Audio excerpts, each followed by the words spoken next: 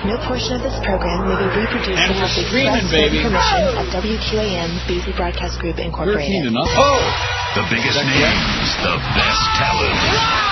You're listening to Sports Radio 560 WQAM, Miami, Fort Lauderdale. Oh, my God. 13 to zip. Oh. Wow, how embarrassing.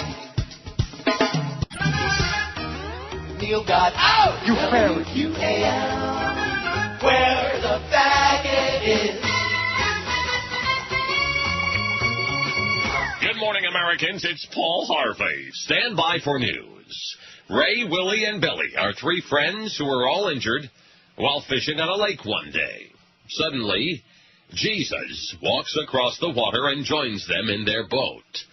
When the three astonished men had settled down enough to speak, Ray humbly asks, Jesus, I've suffered from back pain ever since I took shrapnel in the war. Could you help me?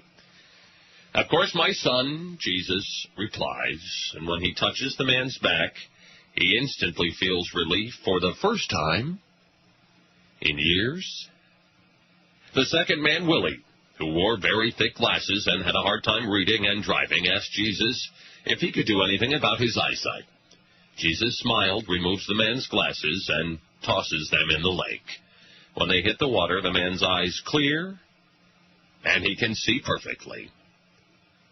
Jesus then turns to Billy and tries to heal him. Billy, a union worker, put his hands up and cried, "Don't touch me, I'm on long-term disability." Paul Harvey. Good day. Good day. Hey, it's 10:02 at 560 WQM. It's April 3rd. April 3rd, and it's a Thursday, so that means we got our 2-for-1 deal today, and we actually got a great place that's still in business. Let's hear it. Oh! We sold a few more deals for Joe Rose yesterday. All right. Yes, we could. He's down to 55 left on that deal of his. What time's that coming in? About 11:30? He'll probably be here about 10 minutes, 5 minutes, 8 minutes, who knows.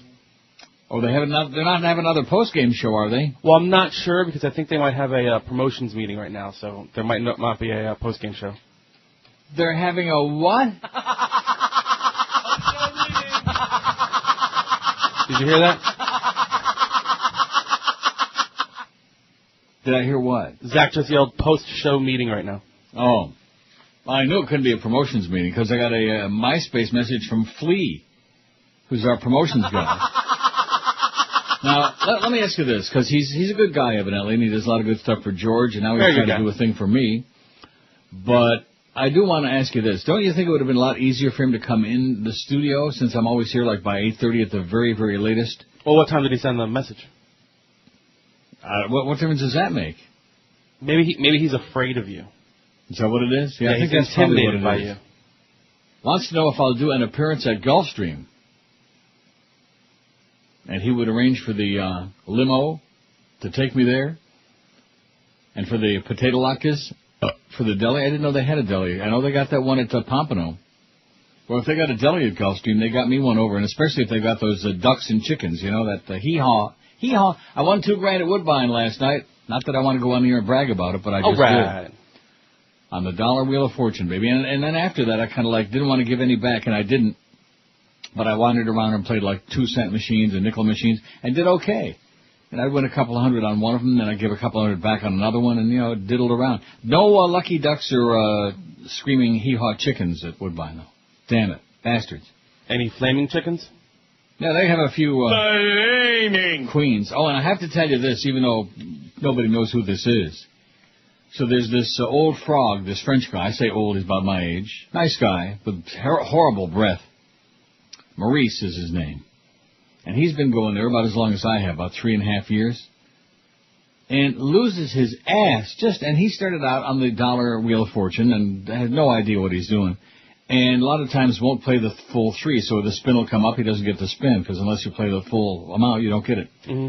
Then he graduated to the $5 wheel of fortune. Well, this guy, every time I see him, losing $4 or $5 grand. I mean, he must be loaded, but still losing his ass. So about 10 days ago, I saw him there, and he said to me, I said, "How you doing, Maurice?" He said, "Oh, you'll never see me again. You'll never see this face again. Look at my face. You'll never see me again." That was 2 weeks ago, right? What? That was 2 weeks ago or something. Yeah, I mentioned it on the air, remember? Mm-hmm. Yep.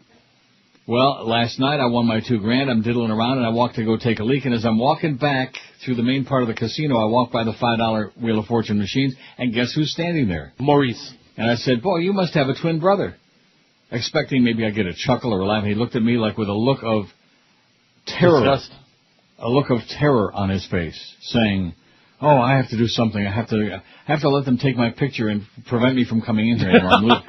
He lost $7,000 last night, and when I left, He was still there. He was still there sitting down at another $5 machine. This is a crazy person. I mean, I know that there are people that have gambling problems, but I mean, Jesus, God, every time it's $6,000, $4,000, $7,000. Now, you know, if he's a multimillionaire, which he sure don't look the part, but if he is, more power to him. It's his money. Cool. But I don't think so. And if he is, he won't be for long. I mean, you know you're desperate when you get to the point where you say, I don't want them to let me in here anymore. They have to take my picture. You know, they have a deal there where they'll do that for you. Really? Oh, yeah. Wow. And they also people who create problems, they have pictures. Yeah, well, that of one, them. yeah. That's easy. And they ban them. They don't let them in anymore. Like I never thought that, you know, hey, can you do me a favor and take my picture so you won't let me in? Yeah, he's never that knew about desperate. that. He needs assistance. He needs help. And so I just kind of I didn't know what, I just almost wanted to cry, and I wandered out of there, and I didn't tell him I won the $2,000 on the dollar machine. He would have had a nervous breakdown. That would have been just rubbing it in. Like today, he lost his ass on one of the $5 machines, and he said, I just had walked in. And he said, I put $4,000 in that machine, and I got nothing. So he wandered off to another machine. I sat down at the one where he had been playing, and then within 2 minutes, I got a spin for $5,000. Nice. He was, needless to say, a little PO'd. He This is the same guy that was playing the machine and put in $3,000 and walked away, and the Indian guy came and played the machine and put in about $100. And like a few seconds later, got the jackpot, $366,000. Wow. While Maurice was standing there watching, and he still came back. Wow. Yeah. I think I would have just broken down and cried right there. Yeah. And never come back. I mean, how could you possibly come back after an experience like that? Okay, that's enough of our slots talk, okay? I think that would be a good show. We're going to do the Neil Rogers Slots Show. I sent Norma Kant an email this morning asking, what's the story, counselor? And, you know, nothing. I have never in my life seen anybody that just kind of lollygags around through life and bada-beep, bada-boop. There's no sense of anything with this queen.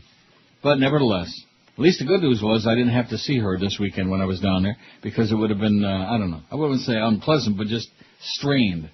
Unpleasant. Strained. Because he talks a lot of crap and nothing ever happens, you know. That's Norma.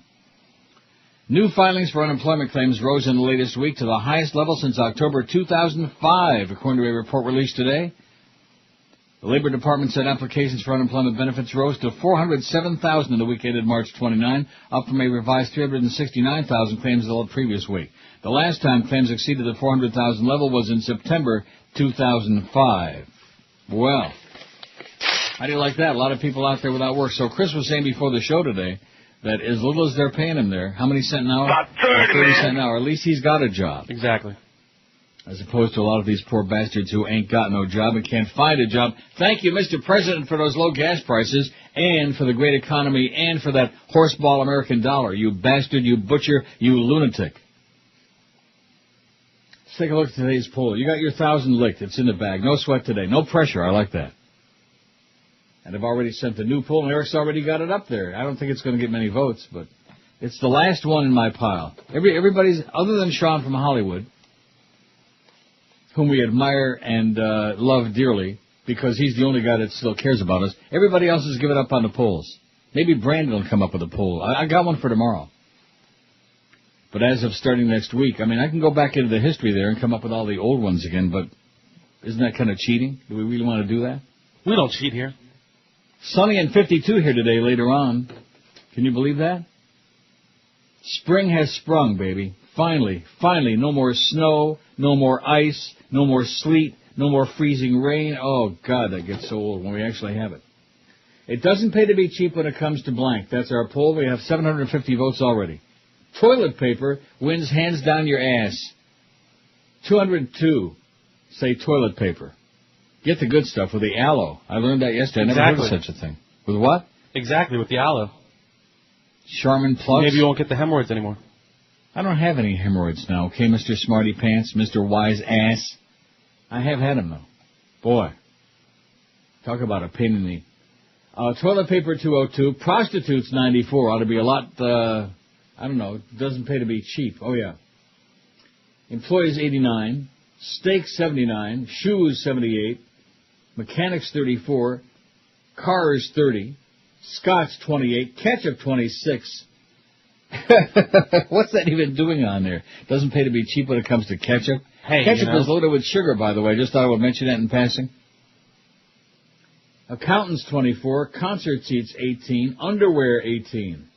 Cigars, 10. Bicycle, 7. MP3 player, 7. And cutlery, 6. Cutlery? Oh. Woo. I guess that was one of Sean's polls. Thanks anyway, Sean. It was, a good attempt. I mean, it's a good poll. It's just that some of the things on there are a little bit strange. A little bit peculiar. You know what's not on here? What's that? Agents/lawyers. That's a good one. Add that on there right away. It doesn't pay to be cheap when it comes to agents. Oh, my God. You got a bad agent. He just leaves you hanging, just dangling in the wind. And just nothing happens. Nothing happens. Pop, pop, pop, pop, pop, pop. A lot of talk, a lot of BS, a lot of, faggery. Nothing happens. Ever. I mean, just, once upon a time, back in the day, he was with it. But I think he's losing it. If he ever had it. Norma. You know Norma? It's all those sporting events he's hanging out with. Yeah, that must be it. All those, and of course he's still all whipped up about those tickets. Oh, well, I want the club seats, and I want this, and I want that, and my parking pass is not. Yeah, see, it's not about me. It's about Norma. It's all about Norma. Marlin tickets and Dolphin seats, and runaway guy. He also has in the contract how many runaways can sit next to him at the sporting events. How many? About 30, man. 12 minutes after 10, Zach will be joining us in a little bit. Then today is Thursday, so we got our 2-for-1 deal at noon. Tomorrow morning, we got Josh Cordes back with us, much to Brandon's dismay, I'm sure. And we'll have the trends come out at 10 o'clock tomorrow morning. Some more numbers to potchkey around with for that numbers guy. Isn't that his name, the numbers guy? We got the quarter slot guy and the what did I ever do to you, Neil guy, and those guys. The guy if I do that appearance at Gulfstream, I'm sure that those two misfits will show up again, and we can beat them and brutalize them. That would be good. You know what? We'll have the Beast come out to be your security. Yeah, that should make me feel safe. Neil Rogers guy. Who can remember back 10 years, let alone 40? In America, we can't remember what happened last Tuesday. From the producer who brought you the box office remake flop All the King's Men, James Carville teams up with Carl Rove to rewrite history again with the Vietnam drama Hamburger Hill, a Sarge. Yeah, what is it, Corporal? There's a crazy blonde in the Crossfire. The dame? Yeah, and what? Oh, she's dressed like a giant bumblebee. We gotta take that hill. What the hell's she doing out there? Yelling crazy things like... Let's get unified. The sky will open. The light will come down. That's Hillary, damn it. Celestial choirs will be singing. Get her husband on the cell and put him on the bullhorn. But Sarge, what? It's 1968. We don't have cell phones yet. What are we doing now? Right, Sarge. Everyone will know we should do the right thing and the world will be perfect. Hillary, get your fat ass out there now. Let these fellas lose their lives in another meaningless conflict. I have illusions. Get your fat ass out of there. Wave a magic wand. Disappear. There you go. You fellas remember what I did for you. 40 years from now, you can vote for my wife. It's 10:18 at 560 WQM. Here's our award-winning lineup today. Uh-oh, look at that. What's up? 2 to 4, it's the DA show at Sony Ericsson. No jerks today. No. DA for jerks. Is he back tomorrow or what? Maybe the Heat are playing again. Maybe they're going to get their asses whomped again. He might be traveling today. Embarrassing, humiliating, and degrading way. Mad Dog 4 to 7, followed by Hurricane Hotline 7 to 8. Only 1 hour, because we got 8 to 9 John Linder. I don't understand any of this. Thursday is like an abortion. 9 to 10, it's the High School Gridiron Report. Wow. With the, who is it, the Beast? No, I think it's Larry Bluestein, I think. Well, it says here the Beast. Oh, then I guess it's the Beast. Updates by the Beast. I don't understand. And 10 to midnight, the Beast. So that's it. Take it or leave it. I know, they'll leave it. You know this article that you faxed me yesterday that somebody sent to us about Swillery? Mm-hmm. And I said it was too long. I think it's too important to just pass on it. Well, let's give it a go. Let's give it a shot. You know what I'm saying? I noticed Zach must be in a very prolonged post-game meeting this morning. Yeah, he's taking a little while to get here. What's the story with that? See, the whole deal about that is these post-game, post-mortem. Oh, they've been doing this on the morning show as long as I've been on the station, like 11 years plus. And for the most part, the ratings on the morning show have really sucked until Joe got back here. But I mean, most of the shows, the ratings have blown in the morning. That's been the weak link for a long time. So all these meetings they're having evidently aren't getting the job done. You know what I mean? Well, I think we should be doing post-game meetings. I don't think anybody should have any post-game meeting. I think the whole concept of that is so juvenile and so pathetic. It's just a way for whoever the PD happens to be, the PD du jour, to sit around and play butch boss. Well, if you guys would have taken a couple of more calls, or yeah, you know how that goes. Like that. Isn't that how it goes? I guess. I've never been in one, so. Well, believe you me, you're not missing anything. Just a lot of stupid banter. Like most of our morning shows have been, a lot of stupid banter. Like that Kenny and Bo morning show. I wonder how those post-game shows went. Those post-game meetings. No idea. Oh, great job there, Toast. Anyway, here's the article by Dan Calabrese. North Star Writers Group is the site that this is on. Syndicated commentary, opinion, etc. Dan Calabrese. It's headline, Watergate-era Judiciary Chief of Staff says Hillary Clinton fired for lies, unethical behavior. As Hillary Clinton came under increasing scrutiny for her story about facing sniper fire in Bosnia, one question that arose was whether she's engaged in a pattern of lying.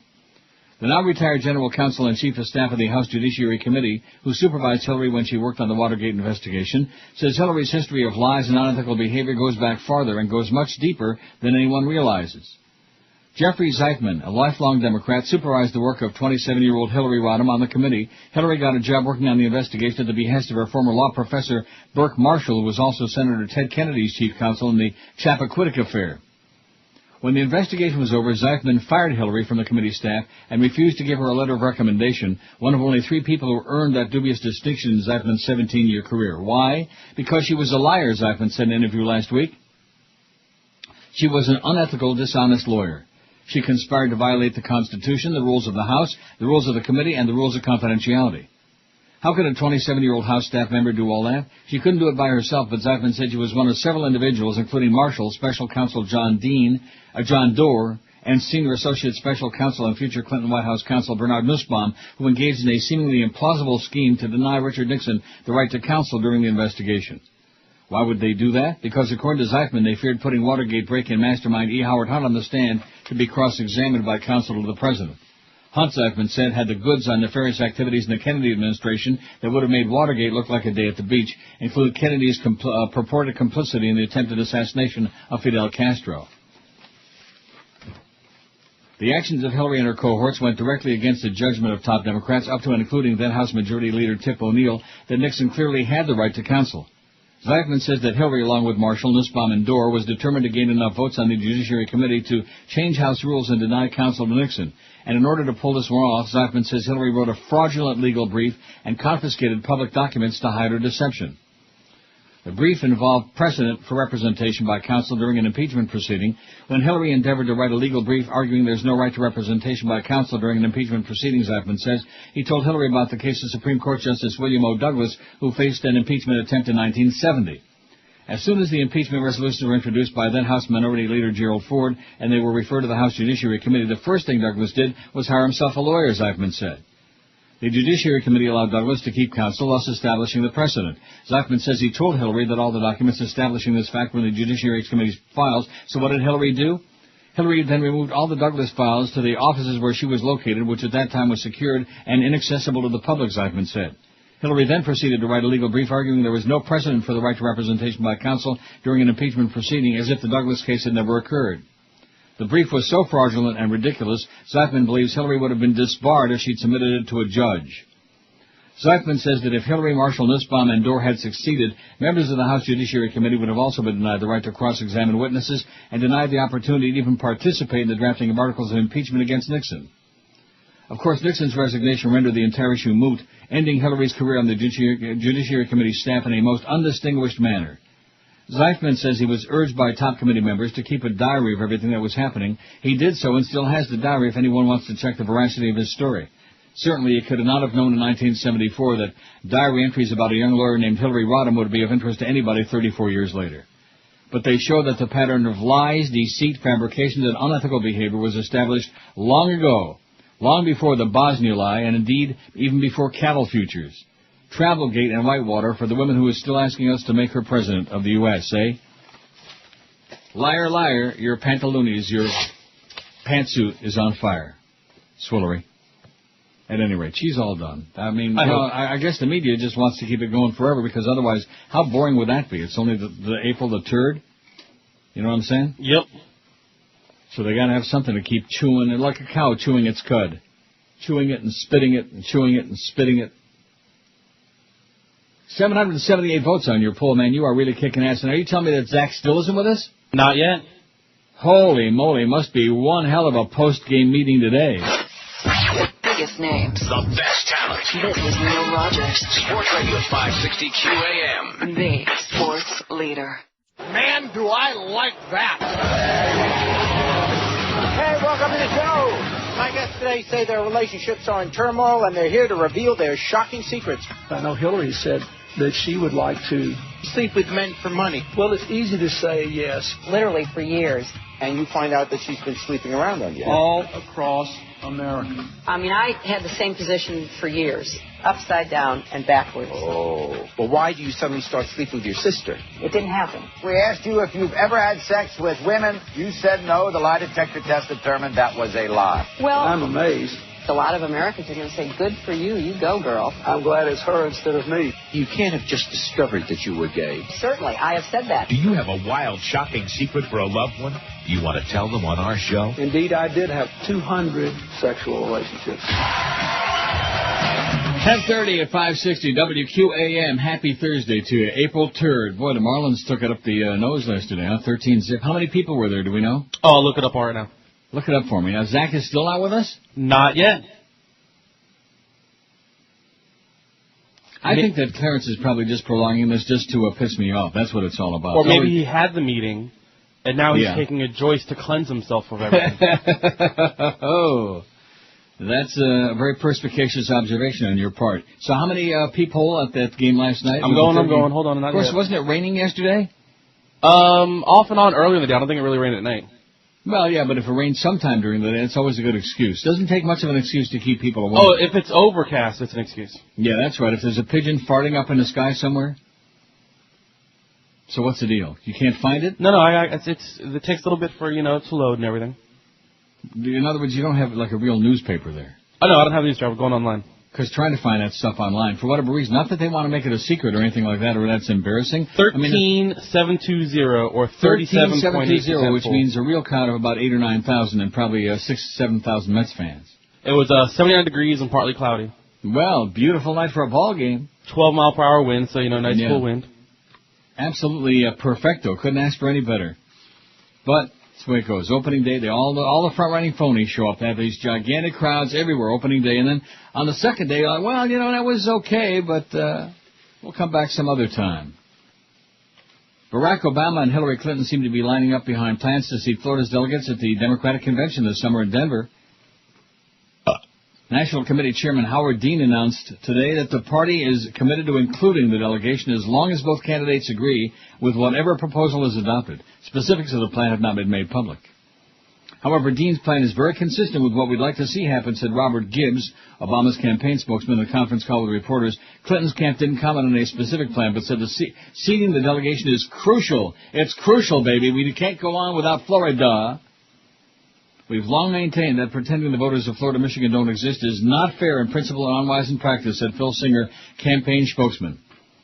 Chairman Dean is clearly committed to seating the Florida delegation. We urge Senator Obama to join us in calling on the Rules and Bylaws Committee to make this a reality. Dean met Wednesday with party officials and Florida lawmakers to discuss options for allocating delegates between the two party candidates. We're committed to making sure we do everything in our power to seat a delegation from Florida, Dean said. We believe we'll seat a delegation from Florida. Well, you can't get much more profound than that. It was critical that Obama and Clinton were comfortable with the compromises that have to be worked out, Dean said. Neither of the campaigns had any representatives at the hour-long meeting. That would have made too much sense. Talks also continue with Michigan Democrats who've also been barred from the convention. Bada-beep, bada-boop, bada-bop. Well, at any rate, they'll seat him, but they just won't have any votes or something like that. It'll be some dog and pony show. Because if Michigan and Florida wouldn't have been so stupid in the first place, if they would have abided by the DNC rules and held the primaries when they should have been held, and if they would allow the people to come into the states and campaign, there would have been fair primaries, and they would have, they would have had delegates awarded, and life would go on. But no, that's because it has to be confusing, and it has to be an attempt to screw the will of the public. That's what it's all about. Whatever the people want, we'll do something else. Kind of like here at QAM. Whatever you want, we'll put something else on. Although we got DA for jerks today. At 2 o'clock. Wow. Boy, he sure misses a lot, you know what? Mm-hmm. A lot of travel. Season's almost over. What is that all about? Why does he have to travel with a team? What is that all about? What purpose does he serve? What does he do? He is the sideline entertainment. What do you mean the sideline entertainment? What does that mean? During the broadcast, like when they have a timeout or something like that, he's the one that goes over and talks to the celebrities or talks to, some other athletes or, tells you what's going on the bench and everything. So he's kind of like, the intermission Phil. What do we need that for? Just like Joe was saying yesterday, what do we need all the noise at the baseball games? What do we need at all the sporting events? All the damn loud music and screaming and carrying on. Well, how about a little bit of peace and quiet so the people in the stands who paid their money can sit there and chat a little bit, Come on, that's boring. Oh, Zach is with us. Well, Good morning, Neil. Good morning. Poor fat Zach. This was quite a long post-show meeting this morning. What the hell was that all about? It was interesting. On Thursdays, we meet with Chris Jones, with Lee Feldman, and with Josh for our weekly big meeting. Josh who? Dero? Clarence, yes. Clarence. Well, Josh Cordes is Josh to us. Clarence is Clarence. Okay, yeah, get it right. Clarence, Chris Jones, Lee Feldman, and the morning crew. Yeah. And we discuss promotional stuff. We discuss sales stuff with Joe, and we discuss programming stuff with Clarence. Sales stuff with Joe? Well, Joe, yeah, all the things going on in Joe's sales life. All those live spots. Oh, Joe Rose. Yeah, sorry. I thought you meant Joe Bell. No, Joe Bell was not in the meeting this morning. Oh, well, thank God for that. Maybe he's busy negotiating with Norma Kent to get me signed up for the next 500 years or something like that. We all hope so. We all seriously hope so. doubt it. I doubt that. Maybe. Well, Norma doesn't make anything happen. He just talks a lot on the phone on those rare occasions, He should do radio. He has made a feeble attempt. So these meetings are every day after the show? No. Thursdays are the big ones. The normal ones between me, Greg, Jesse, and Joe are daily. And what do you discuss in those meetings? What we're doing tomorrow on the show and how bad Joe's wife is going to rip him after the show for what he said. If he said anything personal on there. And what new things to sing, I think also they talk about. Yes, new singing stuff too, yes. Oh, new singing spots, okay. You'll feel like you bought from the factory. I don't even know what to say about that. How about you gotta love that Air Around the Clock one too? Well, that's old. Chippy. Remember Chippy Boy? Yeah, I almost forgot about old Chippy. Yeah. I think you should start singing your live spots. No, I'm not gonna. I don't have any. Okay, I don't have any. You can sing Lucille. That's the one thing that this sales department, under the leadership of greatly touted and awarded Chris Jones, has accomplished. They've blown away virtually every account that was ever on the show. In fact, if we didn't have the 2-for-1 restaurant deal, we wouldn't have anything. We have nobody. No, we have my friend Steve from Alternative Termite Management. That's it. That's a medley of my spot. Zach has got as many sponsors as I've got. That's the fabulous job that our sales department has done in the last couple of years. They've blown everybody away. Remember the days? Even Chris can remember when we used to have a lot of... Oh, yeah, it was like a live spot every break. Not no more. We ain't got nothing. Which this year doesn't make a whole lot of difference. Starting next year could make a lot of difference. It could really frost my ass and create a lot of animosity. You know what I'm saying? A lot of hostility. But we'll see. What do you mean? Because I'm sure with our great sales staff like, Todd Dreck and Muff. Muff was like a house on fire. Now it's kind of like we've got left with the ashes. Everything is burned to the ground. Here's the poll right now. It doesn't pay to be cheap when it comes to blank. We have 803 vote already. Boy, I bet you Chris is all puffed up like a parakeet or a cockatoo. Is he? Something like that. Yeah. Because you're going to get your 1,000 easy. Oh, yeah, easy. Maybe 1,100. I told you why. Why? Because you're there? Because I'm here, yeah. Full of crap. You're only there because there's food coming in and you're going to cheat on that diet. I'm not. I got a grilled chicken What if they Caesar bring you that salad. banana? You got what? A grilled chicken Caesar salad with no dressing. Coming from, Lucille's, yeah. Come on. I'm telling So in you. other words, they already took you guys' order? Well, Duff asked for some suggestions yesterday. I love how Brian Schmutz, by the way, when I give the rundown of the great job the sales department's doing. Nice job there, Brian. You're doing it. Toilet paper, $2.23. Prostitutes, $100. Don't be cheap when it comes to employees, $93. Tell that to the Beasleys. Please. Steaks, $83. Shoes, $82. Mechanics, $34. Cars, $30. Scotch, $30. And after that, I mean, when you get to ketchup, then what's the point? Agents and lawyers already has 4, though. I mean, have you ever had cheap ketchup? Yeah. Is there Yes. such a thing? I only Yes. know 2 kinds of ketchup. There's Del Monte, and no, there's 3 kinds. Heinz, Del Monte, and Hunt's. Do you guys know any other kind of ketchup? Publix. Publix makes their own ketchup? Well, they have their own brand. But if I remember correctly, I think it's Heinz or something. From when I Sure, worked all there. of those deals. Like the drugstores, Walgreens, vitamins, and all, it's all made by, like a real vitamin company, and they put their brand name on it. Yeah, no, there are some bad ketchups, like some really cheap, like watery ketchups out there.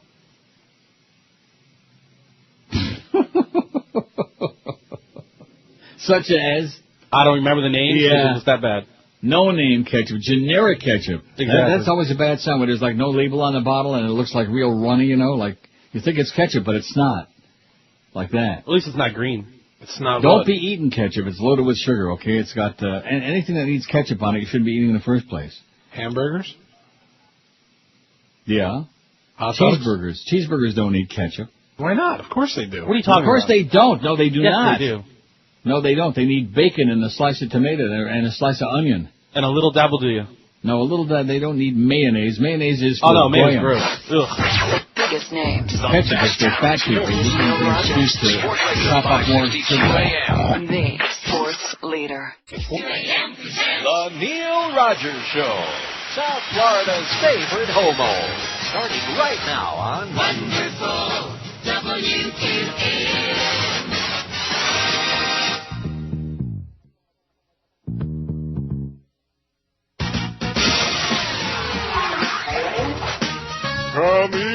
Coming at ya with heat and hoops and hoops and heat and heat and hoops and hoops and heat.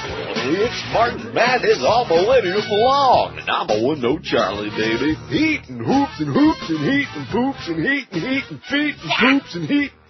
Heat and hoops. That's the only song I know there. Me, that's why I can't get laid. Do the log.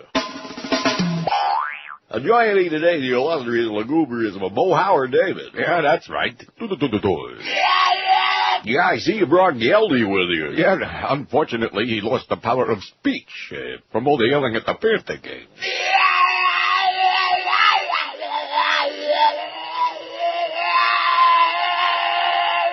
What'd he say? Yeah, he said he lost the power of speech from all the yelling at the Panther game. Oh, but that ain't the worst part. Now he'll never attain his dream. And what's that? To be a big band singer. Oh, so what's the real reason you're here? To get you fired. And get my old job back. And just how you gonna do that through the chocolate down under? Simple enough. Say, to the log. Just one more time. Okay. To the log. Oh, best thing that happened in a long time. 14 before 11 at 560 WQM. So we have Zach with us again today. He's here to eat. Absolutely. And in a little over an hour, we'll do our 2-for-1 with Lucille's. So Joe is down to 55 last time I checked. I noticed yesterday afternoon late that we had got him down to 57 left on that thing of his, that Yes. Milky Way, whatever. Milk and Honey Cafe, yeah. So we did a fine job for him there. I sure hope that he kissed my ass and my feet and my armpits profusely over that. He did. He told me to tell you thank you very much for your help. No, he did not. Yes, he did. He said Did if he you really? were here, he would wash your feet for you. Did he? With his tongue? No. Here's a good fax. This is a good idea from our friends at Maroney Dodge. How do you like that? They're our friends now, that boat campers over that other place. Now, is he officially gone or gone? I think he's still here. It's just not many opportunities at the moment. Please add to the poll, TV set. That's a great one. It doesn't pay to be cheap when it comes to buying a TV set. That's absolutely correct. Who wants a cheap TV, for Christ's sakes? Especially now, all the big screen TVs, flat screen, big screen, wide screen. How about electronics in general? No. Okay. I mean, if you want to, what do I care? You've already got an MP3 player on there, which is part of electronics. I'll put TVs. TV set. Go out and get you a nice, like I got, Samsung. Man, that's a great set. I'm telling you right now, do whatever you want, but go out and get a Samsung is my suggestion. That's what I have. Do you? I have a 47-inch Samsung, yes. No, you don't, because they don't make it. It's 46. That's 46, 47. You just want to pretend that yours is bigger than mine. Yes, that's Which true. I don't think there's any doubt about that, but that's beside the point. Yeah, 46 Samsung. It's primo, baby. And if you got a really big room to put it in, you can get a bigger one than that, like 50 whatever. 52. Great set. The Florida House yesterday mounted what critics called a two-pronged assault on abortion rights, passing legislation that would require pregnant women to undergo ultrasound exams before getting abortions and effectively defining life at conception for criminal prosecution. The reason I paused there is because we got a couple of polls coming in now. Brandon came up with a pretty good one, and somebody else sent in one. Thank you. Charlie B. abandoned us. God, what a, hard ass. Just because George made fun of a couple of his really bad polls, embarrassingly bad polls right away, he just vanished. He don't communicate at all with me anymore, Charlie B. He's run away. Oh, gee, they're picking on me just because I'm an overgrown baby. Like that, Too bad. Anybody that sends me a poll, what's your favorite sandwich filling? Even Tootsie over there in IOD, even he would laugh at that. I bet you he's still doing his what's the best burger thing, Probably. Anyway, getting back to this sticking their nose in your privates thing, any woman seeking to terminate a pregnancy would be required to pay for an ultrasound procedure and view the results unless she signed a waiver before having the abortion under a bill passed by the House, largely along party lines. The Republican-led chamber also endorsed a fetal homicide bill that would create a separate murder charge for anyone who caused a pregnancy to be terminated through an act of violence against a pregnant woman. It defines an unborn child as a fetus at any stage of development beginning at conception. I can't imagine any man having a surgical procedure without prior tests, Representative Marty Cooley, Republican of Panama City, said during debate over the ultrasound bill. As a woman, as a mother, I ask you to support this bill, not to invade privacy, but to ensure that all women are offered safe health care. Right. No, because you want to stick your nose, all you right-wingers, stick your nose in everybody's privates, in everybody's business. That's what it's all about. Boy, this state, this Florida, man, it is so Neanderthal. It's amazing. 2008, and these people are like a bunch of mugwumps pre-Civil War days. The House measures face an unfair future in the Senate, which in past years has killed similar measures, as it hasn't yet set time aside to debate the issue this year. Governor Charlie Crist, whose signature would be required for the bills to become law, has been silent on the matter. He's been mum. Democrats argued abortion measures were little more than government invasion into a private health matter. This isn't about protecting the rights of women, Representative Joyce Cusack, Democrat of DeLand, said. It's about eroding the rights of women. And I'm so disappointed we spend this kind of time on something that's really none of our business. There you go, none of our business. That's what it's all about. Into people's bedrooms, into people's bodies, into people's asses, everywhere they can stick their nose, these right-wingers. And they talk about, they don't want big government. They don't believe in giving. No, they believe in big brother government is what they believe in. Big brother. George Orwell would be so proud. They're tapping your phones. They're reading your damn emails. Anything they can get their hands on. Finding out what books you're checking out of the library. Double-checking your porno tapes, all of these things. Bastards. Lunatics. This is what happens when you put a bunch of Nazis in power. All right. So your meeting had nothing to do with the show, is that what you're saying?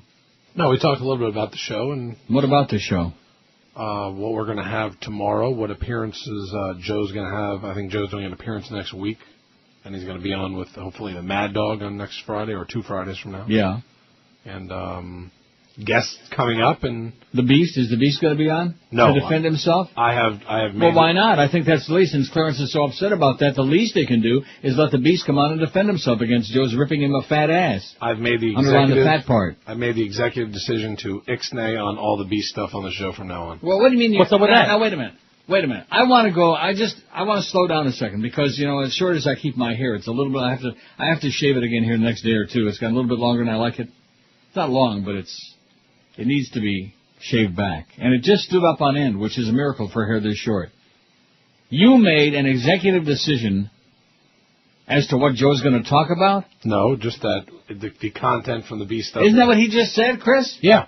We're not. Well, I don't want to talk about the Beastie Beast stuff anymore. I don't think we should. As a show, we shouldn't do it anymore. So, in other words, you're making decisions for what the subject matter is going to be on the show? Sometimes I help out with that. Meow. Meow.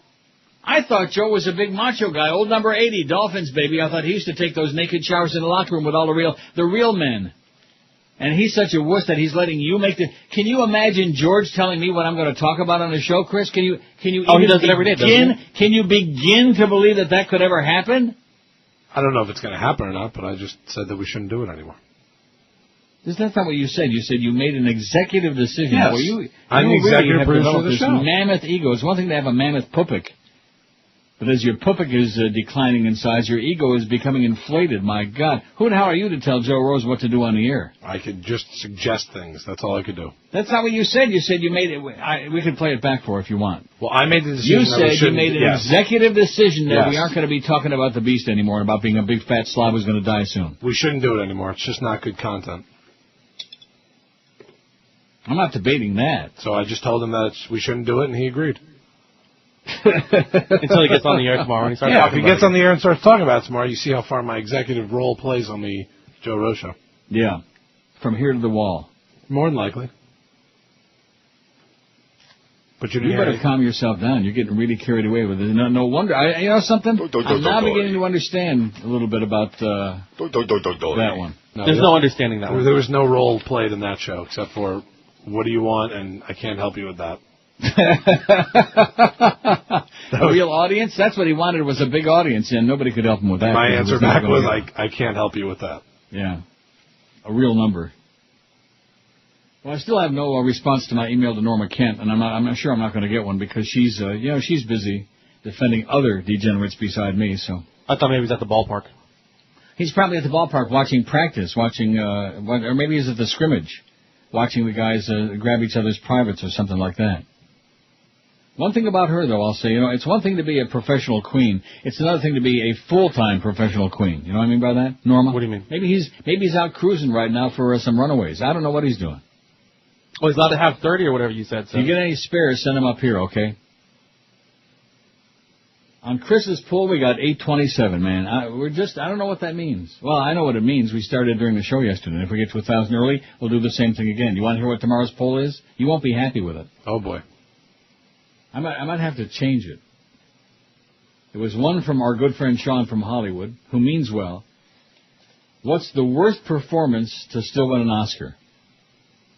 And there's a list here of 2, 4, 6, 8, 10, 12, 14, 15, including Tom Hanks in Forrest Gump. I thought that was an okay movie. Al Pacino in Son of a Woman. I'm going to tell you, I don't have to look down the list very far to know what my vote is going to be. Now, did either one of you see that, Son of a Woman? No, I did. You did? I did. I saw Crash yesterday. I did like it. I thought it was a pretty good movie. Oh, my God. He should have gotten 20 years for overacting in that movie, Pacino. That was just beyond description. He had to play a blind guy. What do you expect? So he had to overact. How do you know how a blind man acts? How do you know that? So he I had to figured overact. when he was driving the vet around the streets of New York. That was funny. Yes. That was good. So exact like that, and he also doesn't want Joe talking about the Beast. Anything else you don't want him discussing on the show? No, everything else is okay. How about square table and round table and gay or not gay? Can we do that? Gay. Or not? None of that will fly. No. Maybe Toast ought to be producing that show. No. And then you guys can get numbers like like Kenny and Bogart. Woo! Did they ever do a number or what? I can still smell it. We're striving for better. The best talent. This is Neil Rogers. Sports Radio 560 QAM. The sports leader. This is the Neil Rogers Show. Rock solid. This is your brain. Any questions?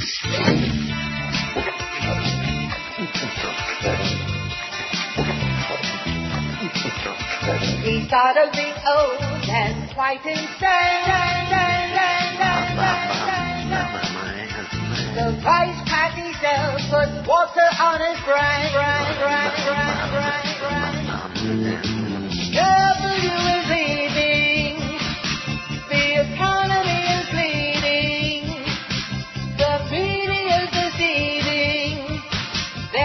something else that ain't right, and it bothers me at night. I wanna know what John McCain keeps in his enormous cheeks. I wanna know what John McCain keeps in his enormous cheeks. Is he storing leechy nuts by the pound? And little tennis skirts in his hasn't been around. What could he be hiding? Maybe he could be residing. Who else could we be finding? Always clenches his teeth and doesn't swallow what he eats. I wanna know what John McCain keeps in his enormous cheeks. I wanna know what John McCain keeps in his enormous cheeks. Rectum. Yeah, that's the one. It's 11:02 at 560 WQAM, the world-famous Neil Rogers Show. At least it used to be once upon a time. But that's before the current regime came into power. How are we doing on the poll? 8 something? I got 840. 840. One moment, please. Oh, that means you got to talk, Zach. No. All right. It's all about, I didn't. You didn't have to talk. I just said 1 moment, please. Well, Okay. I wanted to make sure. If I had to go somewhere, or like somebody was banging on the door, I would tell you that. Or I was Okay. just going to get up and walk out. Well, then I wouldn't tell you that. You just up and leave? I would just get up and walk out, and then after a while, you guys would get the message. I don't think he's there anymore, or he croaked, and you'd have no way of knowing, would you? Well, hopefully, like if you were croaking, we'd hear like a gurgling sound or something. But no, you wouldn't hear. Or maybe a like gurgling sound. and then bam. No, I don't think so. Jay Leno apologized yesterday for on-air remarks he made during a chat with Ryan Philippe. Or is that Philippi? Philippi. What? Philippi. No, it used to be Ryan Philippe, okay? I think it's Philippi now. And now it's Philippi. I know what it is now, okay? I know my Ryan Philippi, okay? Believe me. Real close and personal. I'm sure. I'd like to.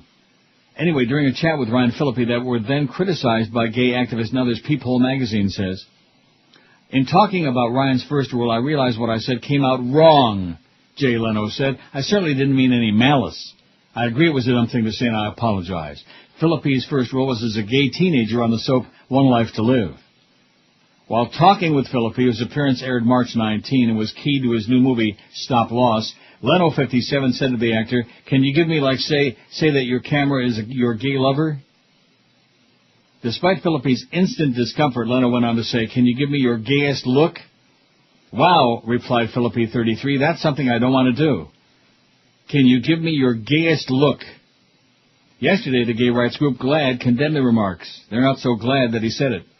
We're proud of Ryan for refusing to participate in Leno's thoughtless attempt at humor, said GLAAD President Neil G. Giuliano. Under the guise of comedy, the talk show host is demonstrating a lack of respect for the gay community and insensitivity to both his co-workers and the audience, to whom he owes an apology. And he apologized because he's a wimp. If you took away his chin, he wouldn't be making 40. He'd be on the street corner here. Spare some change, mister? That's what he'd be doing, Jay Leno. He's about as funny as a broken leg. So, Neil. What? Can you give us your gayest look? You're looking at it right now. Wow. That's it. Much ado about nothing, but a stupid thing to say, and that's just, that's America for you. Stupid. The Reverend Robert, how do you say this? You're gay, 43, was taken into custody by U.S. You're gay. Oh, no, you're not. You are. Oh, it's not an I. Well, you shut up. All of a sudden, he's doing shtick now. Since Zach has been on the show the last couple of days, now Chris is doing shtick. Well, there's no George, so. Yeah, exactly. One thing George learned over the years, number one, he doesn't tell me what to talk about or what to say on the air, which I don't think I'm ever going to recover from that. There is Zach Krantz sitting there on his fat ass telling us he made an executive decision. That we should not talk about Beast anymore. You don't make executive decisions. Why not? The producer doesn't make any What kind of executive are you? Straw boss? Maybe. He made an executive decision. I bet you the audience, there were people driving off the road when you said that. Maybe. And if it is true, and if Joe Rose is letting you play Butch Boss, man, he's a bigger wimp than I ever dreamed he was. I don't think so. He's not letting me play boss. He just takes my opinion. Because I remember way back in the beginning when we first came to the station, me and George, and we went in, and he was wild about the format on that Worst Team show, screaming and carrying on. because they had like 80 billion spots. Of course, now they got 80 billion spots too, and he's not screaming or carrying on because he, he's happy to have the job. Well, now he has all the spots instead of sharing them with 2 other people. That's right. You know, if you have all the spots in your pocket, like the judges, like Don Corleone, you must share. You can send us a bill for your services because, after all, we are not communists. Whatever that line was from Barzini. Boy, he was a great actor. Who the hell was that played Barzini? Richard Conte. That guy. He was in Quo Vadis. He's a great actor.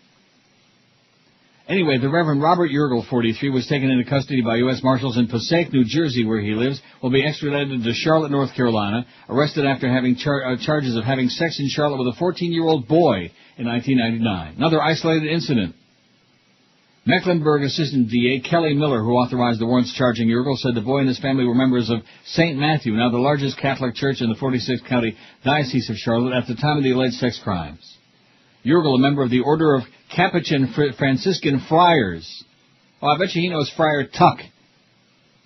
Was wanted on 5 counts of taking indecent liberties with a child and 2 counts of statutory sex offense. The alleged victim, now in his early 20s, recently reported the matter to Charlotte Mecklenburg detectives, police said.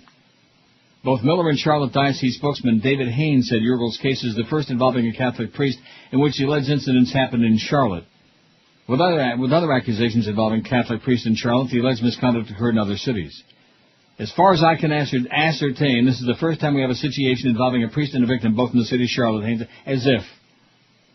He said the diocese didn't know about the accusations against Yergel until Wednesday afternoon. We were caught a little off guard. He said, we don't know nothing about this.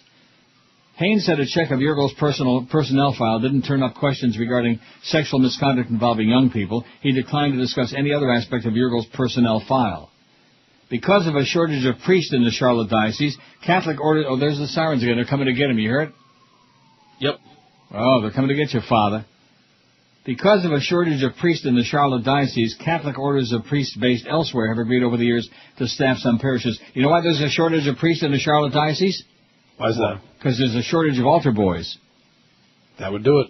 Yergel's order currently provides the priest at St. Thomas Aquinas and Our Lady of Consolation of parishes in Charlotte. In the late 90s, it staffed St. Matthew, a 26,000-member church in the Ballantine area that's now run by local diocesan priests. And it goes on and on about he did this, he did that, and they're surprised and they're shocked, he's well-liked, he's loved, and etc.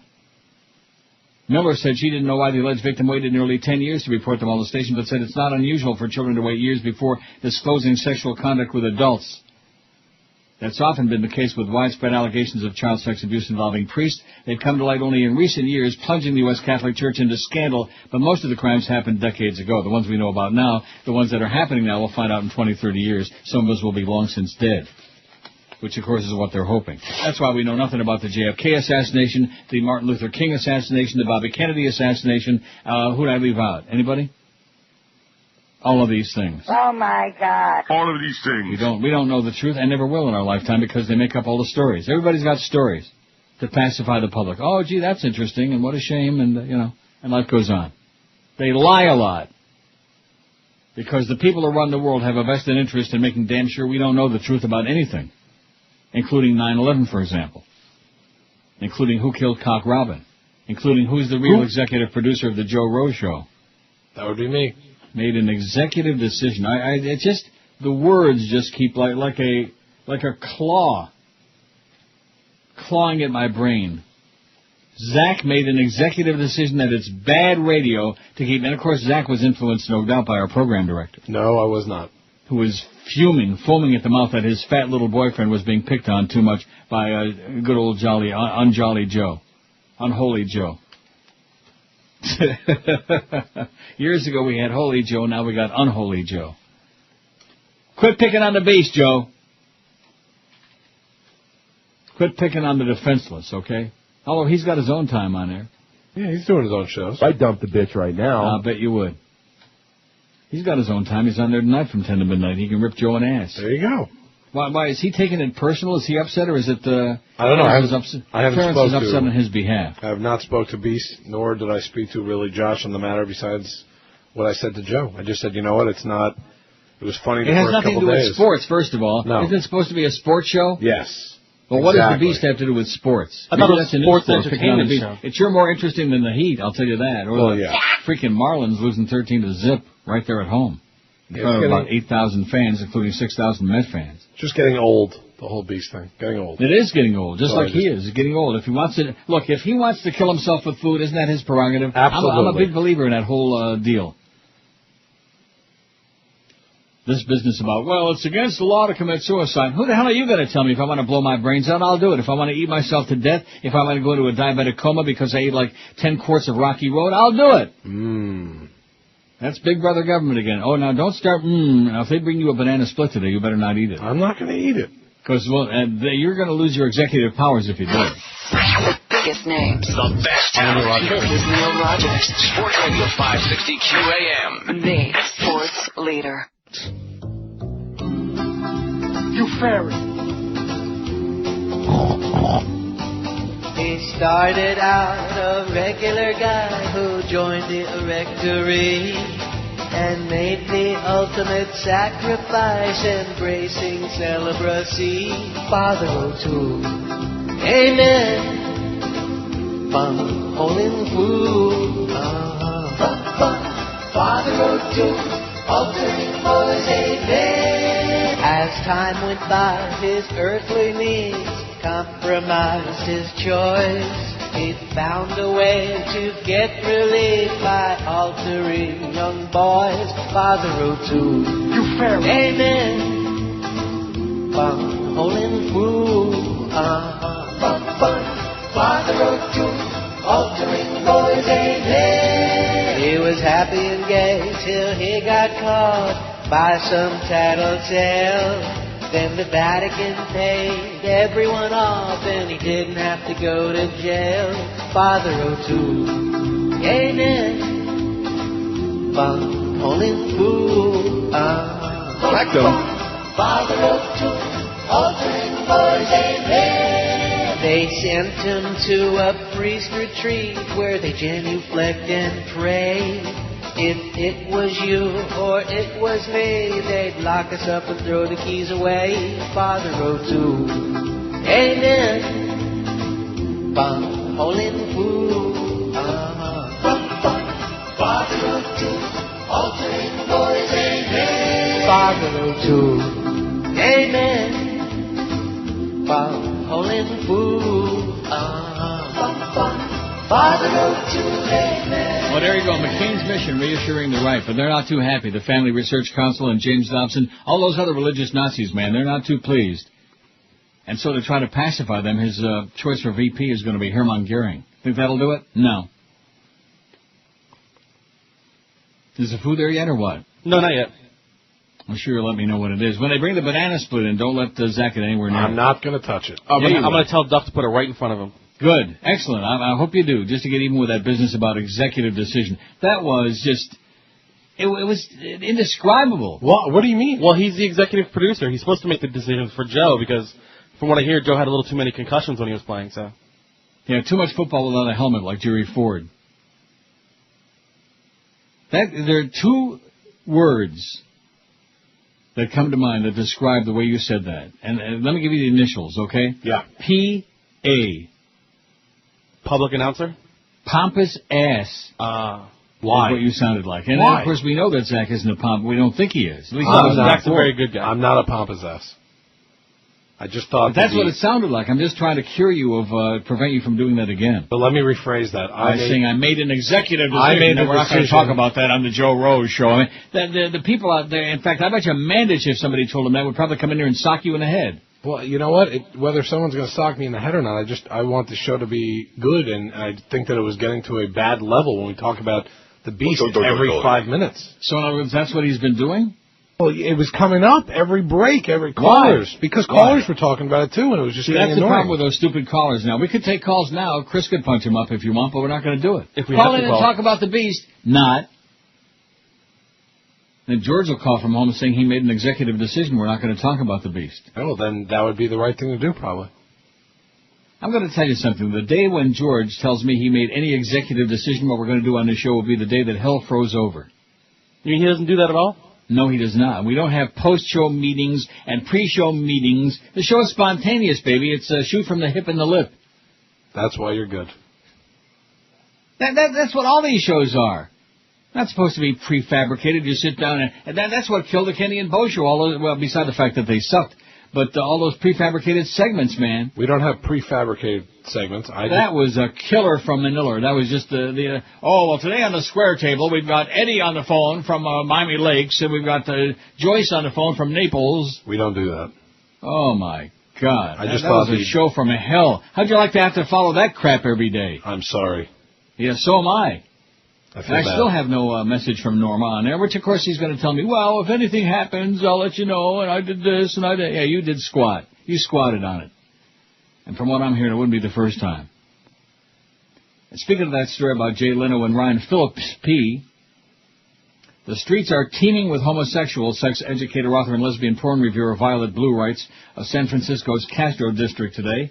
It's just like in those horror movie fundamentalist videos. Everyone's in leather with their bits and butts on display. Murderous Baby Jane drag queens run amok day and night. Gay sex is happening in the streets at all hours. There's a huge lube slide at the corner of 18th and Castro by the Bank of America, where, of course, virgin straight men are sacrificed should they wander haplessly into our own little Sodom by the Bay. And because I'm a heathen, too, every once in a while I lure and toss a straight boy into the fray just for kicks. It's like a zombie movie, but gayer. Jay Leno set off a firestorm in the blogosphere Wednesday when he asked actor Ryan Phillippe to give him his gayest look, noting that his start in acting was as a gay teen on the soap opera One Life to Live. While talking with Phillippe, whose appearance aired March 19 and was key to his new movie Stop Loss, Leno 57 said to the actor, "Can you give me, say that camera is your gay lover, can you give me your gayest look?" Despite Phillippe's instant discomfort, he asked that. "Wow," replied Phillippe 33, "this is something I don't want to do. Give you a gay look." Leno apologized after the uproar about we read that in the other story. Sex educator Violet Blue has a message for Leno. Homophobic tendencies are linked with homoerotic ones, according to a 96 study by the Journal of Abnormal Psychology. There's the phone. I better go get it. Oh. All right. So this is the time when we have to talk now? See, I think he kind of mistook how you were trying to say it. I know he did. You know, you just kind of made a suggestion. You know what? Maybe we shouldn't talk about the Beast thing anymore. The content was boring. I love the Beast. The Beast is a nice guy. The content is boring. Every 5 minutes on the show, we're talking about Beast in a pizza box. It was that bad? It just wasn't good radio. It was good the first day, and then it got old, and then Joe understood.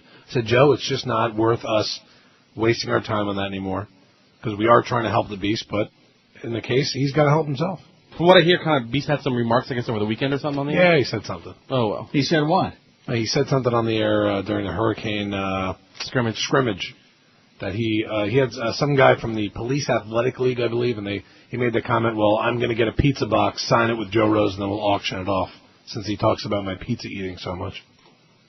And I just said, you know what, it's getting to a point where now, maybe because Beast answered back. Nobody cares about the Beast, okay? We like him a lot. Nobody cares. We hope he doesn't die, and that's it. There's nothing else to say. That's it. There's nothing else to say. No, you're right. That's what I basically said to Joe. You ought to make an executive decision to have Joe cut the crap. I didn't want him to talk about the Beast anymore. It's getting old. That's okay, I want to get back to Ryan Phillippe, please. I'd rather talk about him than the Beast. Thank you. The authors investigated the role of homosexual arousal in exclusively heterosexual men who admitted negative effect toward homosexual individuals. The men were exposed to sexually explicit erotic stimuli consisting of heterosexual, male homosexual, and lesbian videotapes, and changes in penile circumference were monitored. They also completed an aggression questionnaire. Both groups exhibited increases in penile circumference to the heterosexual and female homosexual videos. Only the homophobic men showed an increase in penile erection to male homosexual stimuli. The groups did not differ in aggression. Homophobia is apparently associated with homosexual arousal that the homophobic individual is either unaware of or denies. Oh, yes. The website My Gayest Look now hosts the video and provides contact information at MSNBC. People all over the world are taking pictures of themselves, posting their gayest look for Leno, Blue writes. I'm not saying that Leno's in the closet, but I'll point out that there's something about Mary that gives Leno enough of a woody to spout jokes that are insensitive, beyond poor taste, and just make him look out of step with the rest of culture and applicable to an ever-thinning audience, Blue writes. An audience that, even at its most conservative, has a gay family member somewhere and likely has more tolerance than he does. On the other hand, she continues, if people like Leno want to cling to their ridiculing and homophobes want to imagine that Caligula lives down the street from me, that's kind of okay with me. I put Leno in the same category as the San Francisco cab driver who picked me up and started going off about the filthy homos in the Castro. I asked him to pull over, and when safely out of his cab, I told him don't ever pick me up again. And the same category as those few people who, when I travel and I tell them I'm from San Francisco, express pity or crack jokes or ask if it's hard to find guys to date because of all the gays. Or like a Mad Dog would say, San Francisco. Isn't that what he says? Yeah.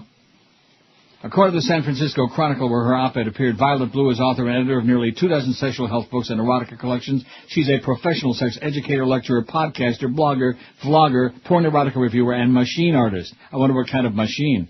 She's written for outlets ranging from Forbes to the Oprah magazine. Oh, my God. We were doing so well until we got to the Oprah magazine, man. Everybody wants a good machine, but nobody wants a bad magazine. Do people really read magazines anymore other than, like, women and young girls? Maybe look for pictures. Well, I'm not talking about, like that, like Hustler and Playboy. I almost said Blue Boy. Wonder how Don Embinder is doing. I'm sure he's still dead. 871 votes. We're kind of slowing down on there, Chris, if you want to get to that 4,000. Let's go, people. Although we've always got Eric waiting in the wings. If we're going to get to 20 million votes today, we can do it. We can do it. Whatever you want, we can Biggest do it. names. The best talent. This is Neil Rogers, Sports Radio 560 QAM. the sports leader. You can kiss my rear end. Rectum.